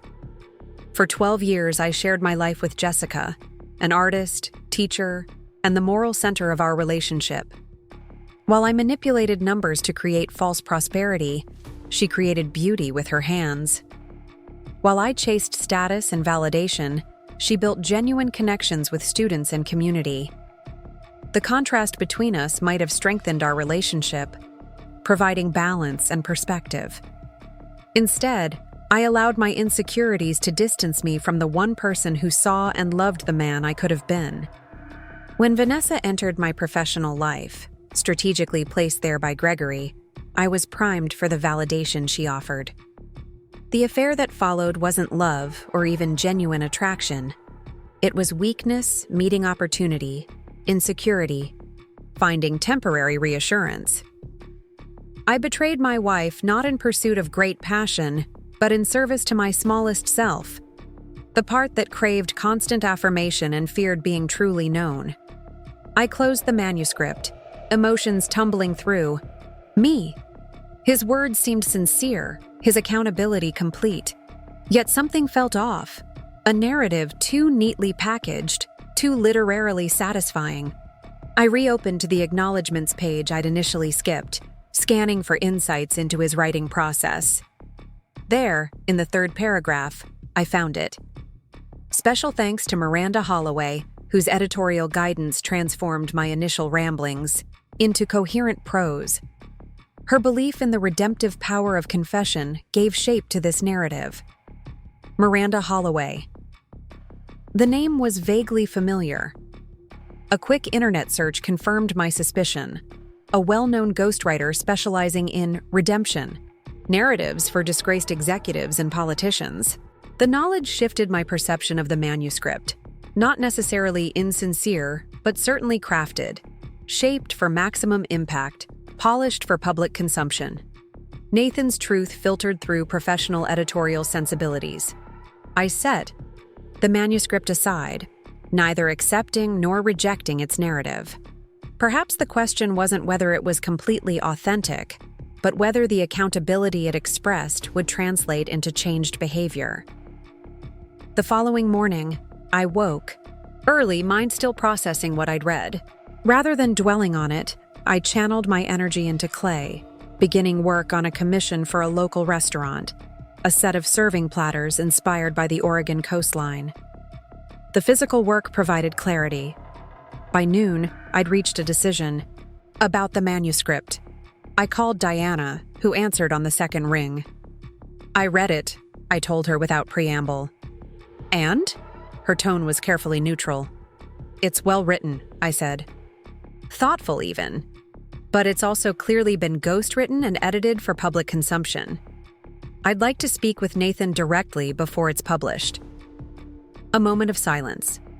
You want to see him? Not necessarily in person, I clarified. A phone call would suffice, but I have questions that the book doesn't answer, at least not authentically. I'll let his lawyer know, Diana promised. Are you sure about this? Opening that door? It's not a door, it's a window, I replied. A brief, controlled exchange to satisfy my need for unfiltered truth. After that, we both continue on our separate paths. 3 days later, I received the call. The prison number appeared on my screen, momentarily transporting me back to the tumultuous period after Nathan's arrest, when similar calls had been filled with pleas and explanations I wasn't ready to hear. This time, I answered calmly, "Hello, Nathan." Jessica. His voice sounded different, the polished confidence replaced by something more subdued. "Thank you for taking my call." "Diana says you're up for parole next month." "Yes." A pause. "My lawyer is optimistic." The small talk felt absurd given our history, yet necessary as a bridge to more substantive conversation. "I read your manuscript," I said, moving us forward. "And?" The anxiety in his voice was palpable even through the prison phone system. "It's well crafted, professional. Miranda Holloway did an excellent job." A beat of silence. "Ah, you noticed that." "Of course I noticed. I was married to you for 12 years, Nathan. I know your writing voice." He sighed. "The publisher insisted on editorial support. The raw version was too. Unstructured. But the content is mine. The experience is authentic. Including the parts about me? About our marriage? Especially those parts," he said quietly. "Though words seem inadequate for the harm I caused you." I considered my next question carefully. Why write this book at all? Financial redemption? Public rehabilitation? Genuine remorse? All of those, he admitted. And something more. Basic. The need to make sense of how I became someone I never thought I'd be. Writing forced me to examine choices I'd previously rationalized or ignored. "And what did you learn?" I pressed. "Beyond what's in the polished manuscript." The line went quiet for so long I thought we'd been disconnected. Then Nathan spoke, his voice stripped of performance. "I learned that I'd been living in fear for most of my adult life. Fear of inadequacy, fear of failure, fear of being discovered as somehow less than. Every achievement became not a source of satisfaction, but merely temporary relief from that fear." It was the most honest thing he'd said to me in years, perhaps ever. The insight hit close to home, not because I shared his specific fears, but because I recognized the universal human vulnerability beneath them. "The irony," he continued, "is that in trying to outrun that fear, I created the very situation I dreaded most. Public failure, private betrayal, the collapse of everything I'd built." "And now?" I asked. "What are you afraid of now?" "Starting. Over at 42 with a felony conviction and a notorious name," he admitted. "But more than that, living the rest of my life without having made amends for the damage I caused. To clients, colleagues, to you." I considered his words. The desire for redemption seemed genuine, though perhaps colored by self-interest, the natural human wish to be forgiven, to escape the weight of past mistakes. "The book portrays me as pivotal in exposing the fraud," I observed, Is that how you genuinely see it? Or is it narrative convenience? It's the truth, he said without hesitation. When everyone else was compromised or cowed by Gregory's influence, you followed the evidence, regardless of personal cost. You were the catalyst that brought everything to light. His answer satisfied something in me, not vanity, but the desire for acknowledgement of the strength I'd found in our marriage's destruction. I have a request about the book, I said. Anything, he replied quickly. If there are sections you want removed or modified— No, I interrupted. Publish it as written, but I want a statement added to the acknowledgements. Of course. What statement? I had prepared this carefully, wanted the words to be precise. Add this: to Jessica Parker, who demonstrated more courage in the aftermath of betrayal than I showed in years of ethical compromise. She neither requests nor requires my apology, but has earned my enduring respect. The line went quiet again.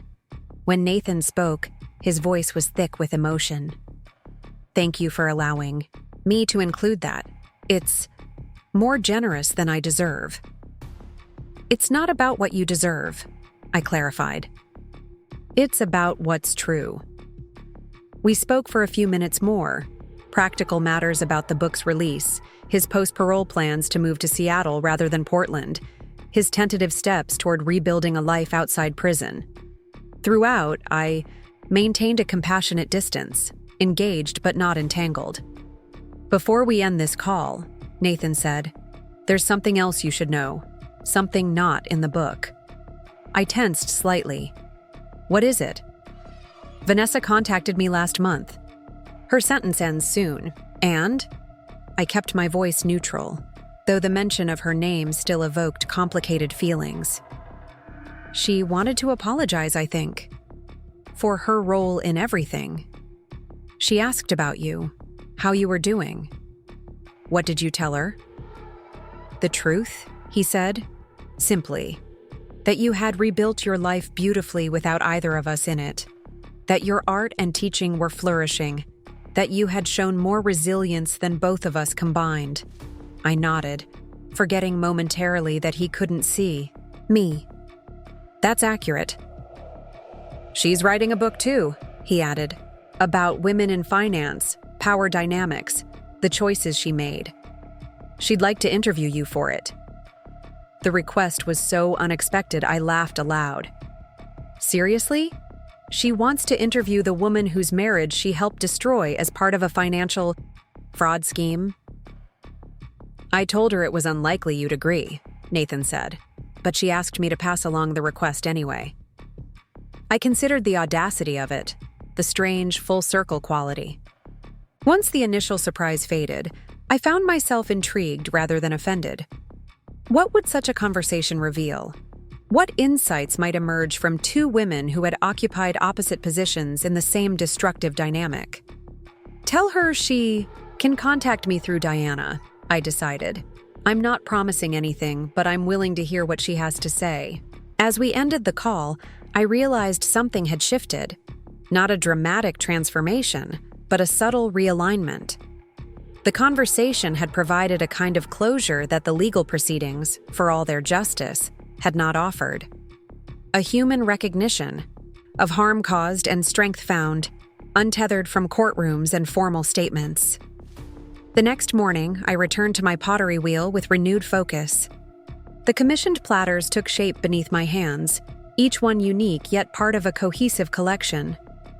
As I worked, I reflected on the curious path that had led me here, how betrayal had become catalyst, how ending had become beginning. My phone chimed with a text from Zoe. Just saw the announcement about Nathan's book. You okay? I smiled at her concern. More than okay, I replied. Working on new pieces. Life goes on. And it did. Rich with creativity, community, and a hard-won wisdom that could only have emerged from brokenness, transformed into beauty. That afternoon, I received an email from the Seattle Arts Foundation inviting me to participate in their Annual ceramic exhibition.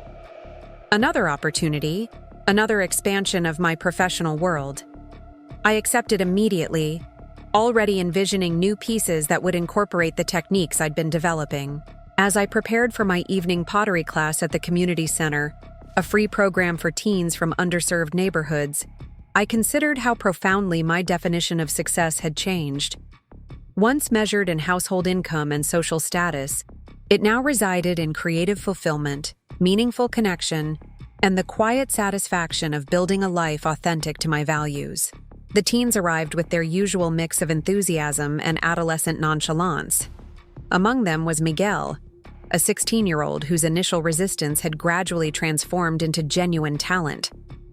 Tonight, he was attempting his most ambitious piece, yet a sculptural vessel inspired by his grandmother's stories of Mexico. "Ms. Parker," he called as I moved around the room, "I can't get this part right. The clay keeps collapsing." I joined him at his workstation, observing the challenge he faced. "You're trying to build too quickly," I explained. "Clay has its own timeline. You can encourage it, but not force it." "Like people," he observed with teenage wisdom. "Exactly. Like people," I agreed. "When we try to rush growth, in clay or in ourselves, we often end up with collapse instead of stability." As I demonstrated the technique for him, I reflected on my own journey of the past 2 years. The initial collapse that had seemed catastrophic had ultimately made space for reconstruction on stronger foundations. The betrayal that had broken my heart had also broken open possibilities I might never have discovered otherwise. Miguel watched, attentively, then attempted the technique himself, his young hands finding the right balance of pressure and patience. The clay responded, strengthening under his touch. "I'm getting it," he said with quiet pride. "You are," I confirmed. "Keep going." Outside the windows, Portland's evening light painted the sky in shades of promise. Within, 20 pairs of hands shaped formless clay into vessels of meaning and beauty. "Keep going." The words echoed in my thoughts, a simple truth that had carried me from devastation to renewal. Whatever came next, Nathan's book release, Vanessa's interview request, new artistic challenges, I would approach it with the same balanced combination of strength and flexibility I taught my students. The clay beneath my hands responded to thoughtful pressure, just as life responded to intentional choices. Both required presence, patience, and the courage to create something new from whatever material circumstances provided. The Seattle Arts Foundation exhibition opened on a crisp autumn evening, the gallery space transformed by dramatic lighting and thoughtful curation. My collection, 7 pieces exploring transformation through deliberate breaking and restoration, occupied a prominent alcove near the exhibition entrance. "They positioned you perfectly," Diana whispered, squeezing my arm as we surveyed the space during the private viewing. "Everyone sees your work first." "Strategic placement," Marcus added with pride. "They know quality when they see it." I smiled at their enthusiasm, touched by their presence. They had driven 3 hours from Portland to attend the opening, insisting it was non-negotiable despite my assurances that I would understand if they couldn't make it. "The curator told me my pieces have already generated interest from collectors," I admitted, still adjusting to the reality of my work being valued in financial terms. "And the community center director from Fremont wants to discuss a possible workshop series." Diana beamed. "See? This is just the beginning. Seattle today, who knows where tomorrow?" The gallery hummed with conversations and the gentle clink of champagne glasses. Art critics mingled with collectors and fellow artists, creating the particular energy unique to exhibition openings. Part celebration, part evaluation, part networking opportunity. I moved through the space with growing confidence, discussing my techniques and inspirations with interested attendees. 2 years ago, such interactions would have triggered intense anxiety. Now they felt natural, an extension of the teaching role I'd come to embrace. "Ms. Parker?" I turned to find a woman in her early 60s approaching, elegantly dressed in minimalist black that marked her as a serious collector or gallery owner. "Eleanor Hoffman," she introduced herself, extending a hand. "I've been following your work since your Portland exhibition last year." The name registered immediately. Hoffman, the massive account that had been at the center of Gregory Wilson's fraud scheme, the family whose trust had been most egregiously violated by the firm. "Ms. Hoffman," I acknowledged, shaking her hand. "I'm familiar with your name, though not from art circles." She smiled slightly. "Yes, I imagine you would be. My family's finances were rather central to your ex-husband's legal troubles." The directness of her approach surprised me. Most people avoided mentioning Nathan or the scandal, treating it as an uncomfortable subject best left untouched. "I hope the resolution provided some measure of justice," I offered carefully. "The financial restitution was adequate," she replied, with the casual tone of someone for whom money had never been a primary concern. "But that's not why I wanted to meet you." "Oh?" "Your work," she gestured toward my installation. "It speaks to something beyond mere aesthetic appeal. There's authentic transformation in these pieces, an honest engagement with damage and repair." Her observation went straight to the heart of my artistic intention. "That's very perceptive." "I recognize the process," Eleanor said simply. "After discovering my family's trust had been systematically plundered, I went through something similar.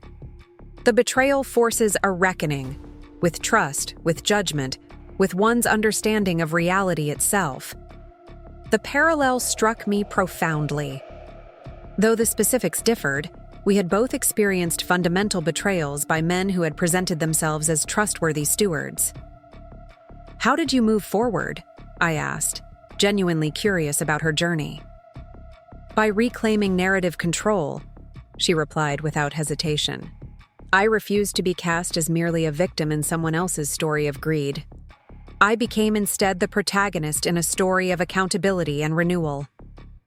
Her words resonated with my own experience. The shift from passive recipient of betrayal to active agent of justice and personal reconstruction. "That's why I'm interested in acquiring your centerpiece," Eleanor continued, indicating the largest work in my collection.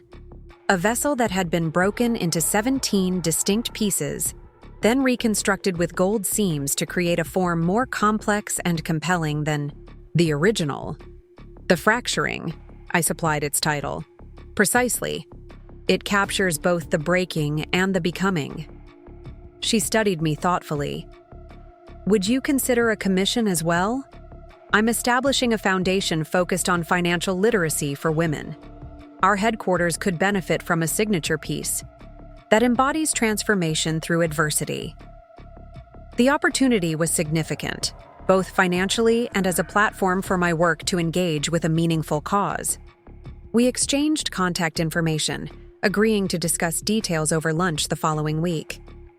As Eleanor moved on to view other exhibitions, Diana appeared at my elbow. "Was that Eleanor Hoffman, of the Hoffman Trust?" I nodded, still processing the encounter. "She wants to buy The Fracturing and commission a new piece for her foundation." Diana's eyes widened. "Jessica, that's huge. The Hoffmans are major art patrons. Their collection is internationally renowned. It feels appropriate somehow," I mused. Both of us creating something meaningful from Gregory's destruction. The remainder of the evening passed in a blur of conversations and connections. By the time the event concluded, I had sold 5 pieces, received 2 commission inquiries, and been invited to speak at a symposium on therapeutic arts practices at the University of Washington. Later, in the quiet of my hotel room, I sat by the window overlooking Seattle's twinkling skyline, reflecting on Eleanor's words about reclaiming narrative control. Her approach resonated with decisions I'd made throughout my recovery process, choosing how to interpret events, determining what meaning to extract from pain, crafting a future not defined by victimhood. My phone chimed with a text message. "Zoe, checking in. How was the opening? Sell everything? Become famous?" I smiled, typing back. Not everything, not famous, but definitely successful. Tell you all about it when I get back. Another chime followed almost immediately. Not Zoe this time, but an unknown number. The message was brief. Congratulations. On the Seattle exhibition, your work continues to evolve beautifully. V. Vanessa. I stared at the text, unsure how to feel about this unexpected contact. Diana must have mentioned the exhibition to Nathan during one of their visits, and he to Vanessa during their book collaboration.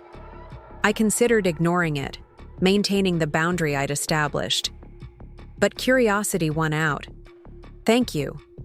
How did you know about the exhibition? I replied. The response came quickly. I follow your career online. Hope that's not unsettling. Your transformation from that night at the anniversary party has been remarkable to witness, even from a distance. The mention of the anniversary party, the night that had changed everything, sent a brief shiver of remembered pain through me. But it was dulled now, a phantom sensation rather than fresh wound. Writing about it in your book? I asked directly. Only with your permission. That's actually why I've been wanting to talk. To hear your perspective rather than assuming or projecting. Her approach was different than I'd expected. More respectful, less presumptuous. Whether this represented genuine growth or calculated image rehabilitation was impossible to determine via text. I'll consider it, I replied after careful thought. When is your manuscript due? 3 months. No pressure intended. Your story is yours to tell or withhold. The exchange left me thoughtful. Vanessa had been both perpetrator and pawn in the events that dismantled my marriage, deliberately seducing Nathan as part of Gregory's scheme, yet also manipulated by forces she hadn't fully understood. People were rarely just villains or victims.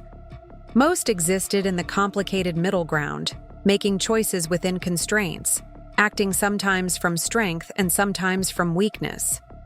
I set the phone aside without responding further, returning my attention to the Seattle skyline. Whatever decision I ultimately made about Vanessa's interview request, it would be from a position of strength rather than reactivity. My story was indeed mine to tell, or not, on my own terms. The following morning brought brilliant autumn sunshine streaming through my hotel window.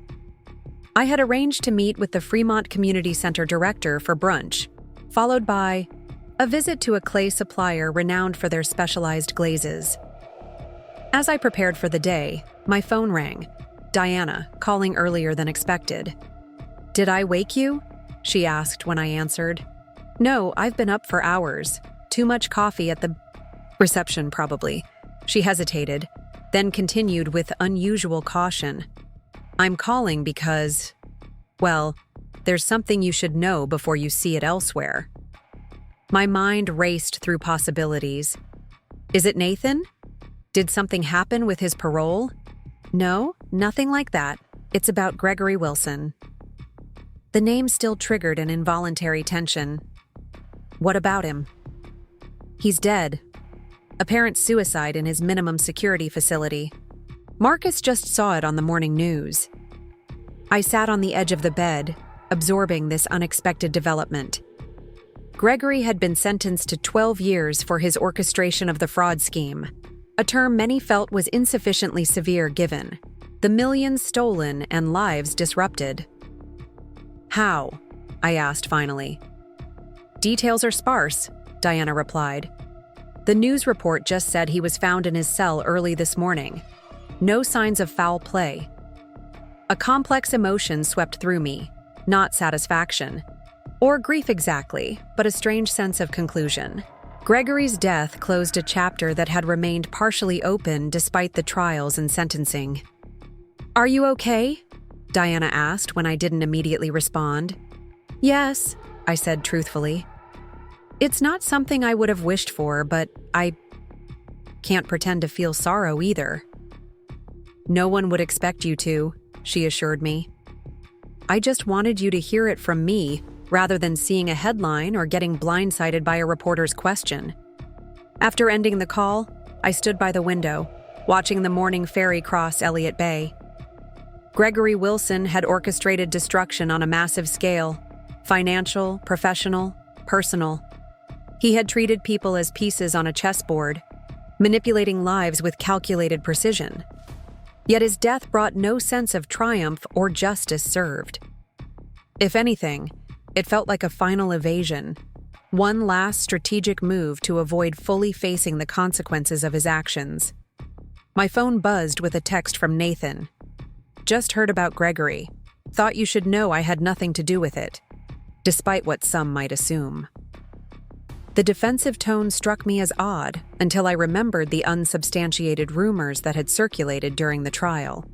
Whispers about Gregory's connections to more serious criminals. Suggestions that those he had implicated might seek retribution. "I never thought you did." I responded simply. "Are you okay?" he asked. The question mirrored Diana's, reflecting their shared concern about how Gregory's death might affect me. But the truth was, Gregory had already lost his power to impact my emotional state. "I'm fine," I wrote back. His story was already over for me. This is just a footnote. I continued with my day as planned, meeting the community center director and discussing the potential workshop series. We connected immediately over shared ideas about art's therapeutic potential, particularly for communities facing economic and social challenges. "What you're describing isn't just art instruction," she said as we finished brunch. "It's emotional literacy through creative expression, exactly what our young people need." We outlined a 12-week program that would combine technical pottery, instruction with mindfulness, and personal narrative development. By the time we parted, the framework was established for what would become my first major community initiative outside Portland. At the clay supplier's studio later that afternoon, I lost myself in the sensory experience of testing new materials, the different textures of specialized clays, the rich potential of innovative glazes, the technical discussions with fellow artists about firing temperatures and chemical interactions. It was there, surrounded by the raw materials of my craft, that I finally processed my feelings about Gregory's death. The man who had viewed human relationships as merely tactical advantages had died alone in a prison cell. The architect of elaborate financial schemes had ended his own story in the most reductive way possible. There was a bleak symmetry to it, perhaps even a lesson about the ultimate emptiness of pursuing power and wealth through deception and manipulation. That evening, I received another text from Vanessa. "You've probably heard about Gregory. I'm struggling with how to feel. Thought you might understand that complexity." Her message surprised me with its vulnerability and implicit recognition of our shared experience as women whose lives had been significantly altered by Gregory's machinations. "I understand," I replied after consideration. "When someone has caused such harm, there's no simple emotional response to their death." "Exactly," she wrote back immediately. "Relief, closure, emptiness, lingering anger, all mixed together. Add confusion about how much agency he truly exerted versus how much we gave him through our own choices," I added, articulating a question that had occupied much of my healing journey. Her response was slow in coming. That's the hardest part. Recognizing my own complicity while also acknowledging his manipulation. Still working through where that line falls. The exchange continued for nearly an hour, an unexpectedly thoughtful dialogue between two women who had occupied opposing positions in the same destructive dynamic.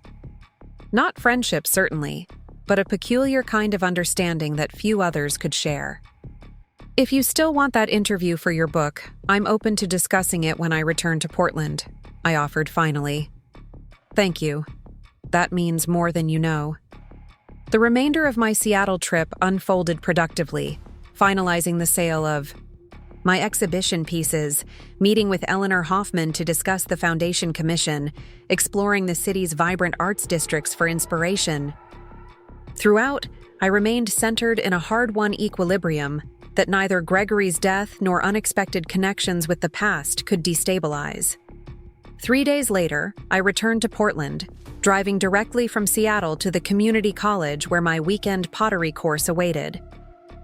The familiar faces of my students, Emma now confidently centering clay on her wheel, the elderly gentleman creating surprisingly delicate vessels with his weathered hands, provided immediate grounding in the present. "Welcome back, Professor." Emma greeted me warmly. "How was the fancy Seattle art world?" "Less intimidating than I expected," I replied, setting up the demonstration wheel. "And somehow less satisfying than teaching all of you." It wasn't mere politeness. The exhibition's success had been gratifying, but watching my students discover their creative voices brought a different, deeper fulfillment. "Today we're exploring intentional imperfection," I announced once everyone had settled. The Japanese concept of wabi-sabi, finding beauty in transience and imperfection. I demonstrated a technique for creating deliberately asymmetrical forms, encouraging students to release attachments to conventional standards of correctness in their work. Perfect symmetry can be technically impressive but emotionally static, I explained, purposely applying uneven pressure to create an organic, slightly tilted vessel. Forms that incorporate subtle irregularity often feel more alive, more human. As the class progressed, I moved among the students, offering guidance and encouragement. Emma caught my attention, her brow furrowed in concentration as she worked. "Everything okay?" I asked, pausing beside her. She glanced up, her expression surprisingly resolute. "I'm doing something different today. Instead of fighting the wobble that keeps happening, I'm trying to make it intentional, part of the design." I watched as she carefully emphasized the natural irregularity that had previously frustrated her, transforming what might have been seen as a flaw into a distinctive artistic choice. "That's it exactly," I nodded appreciatively. "Working with the material's natural tendencies rather than against them." "I realized something," Emma said, not looking up from her work. "I've been trying to force the clay to be something it isn't, perfectly symmetrical, completely predictable. But maybe its character comes from those unpredictable elements." Her insight extended beyond pottery, reflecting a wisdom about life that many never fully grasp. "The unexpected turns often define who we become," I agreed, "even the painful ones." After class, I returned home to my quiet house, now fully and confidently mine in every sense. The renovation I'd begun 6 months earlier was complete. The space transformed to reflect my evolving aesthetic and practical needs.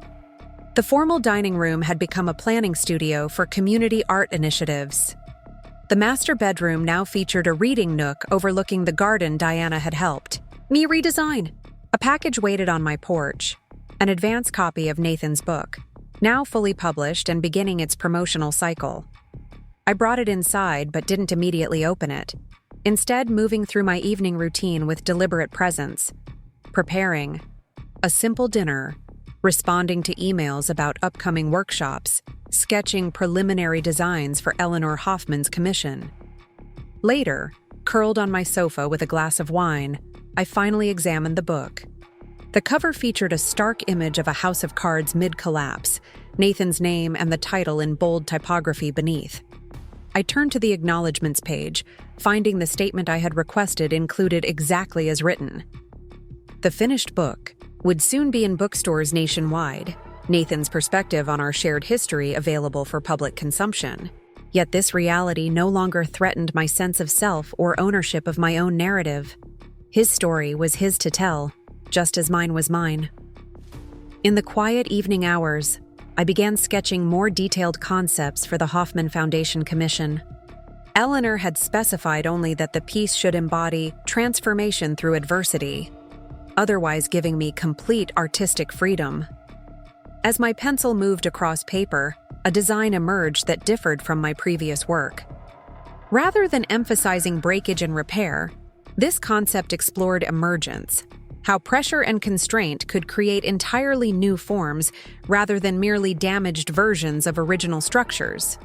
The central element would be a vessel that appeared to be shedding an outer layer, revealing a more refined form within.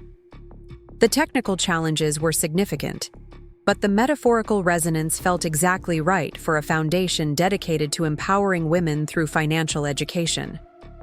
When the design was complete, I sat back, satisfied with the direction.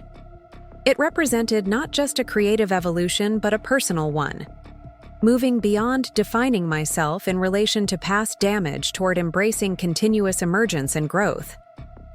My phone chimed with a message from Zoe. "Dinner tomorrow? Maya's bringing her new girlfriend. Could use moral support while I'm third wheeling." I smiled, typing back, "Absolutely. Should I bring dessert?" The simple exchange, friends making plans, normal life continuing, filled me with quiet gratitude. The extraordinary events that had begun with that devastating anniversary party had eventually given way to a new ordinary, one with deeper appreciation for friendship, creativity, and authentic connection. 2 years ago, I had watched my husband introduce his mistress at what should have been a celebration of our marriage. The ground beneath my feet had shifted irrevocably. Everything I thought I knew revealed as illusion. Yet from that catastrophic moment had emerged a life more genuine and fulfilling than what had been lost. Not despite the breaking, but because of it. Because shattering had revealed strengths and possibilities previously obscured. As I prepared for bed, I caught my reflection in the bathroom mirror, a woman approaching 40 with growing confidence, etched in her expression and silvering strands beginning to appear in her dark hair. Not the woman I had expected to become, but perhaps the one I was always meant to be. My final thought before sleep claimed me was not of Nathan, Vanessa, or Gregory, the characters who had featured so prominently in my story's dramatic turning point. Instead, I thought of tomorrow's clay work, the commission design, the students whose creative journeys had become intertwined with my own. The past had shaped me, certainly, but it was the future, with its boundless creative potential, that now commanded my imagination and energy. The breaking had been necessary. The becoming was the gift. Up next, you've got 2 more standout stories right on your screen. If this one hit the mark, you won't want to pass these up. Just click and check them out.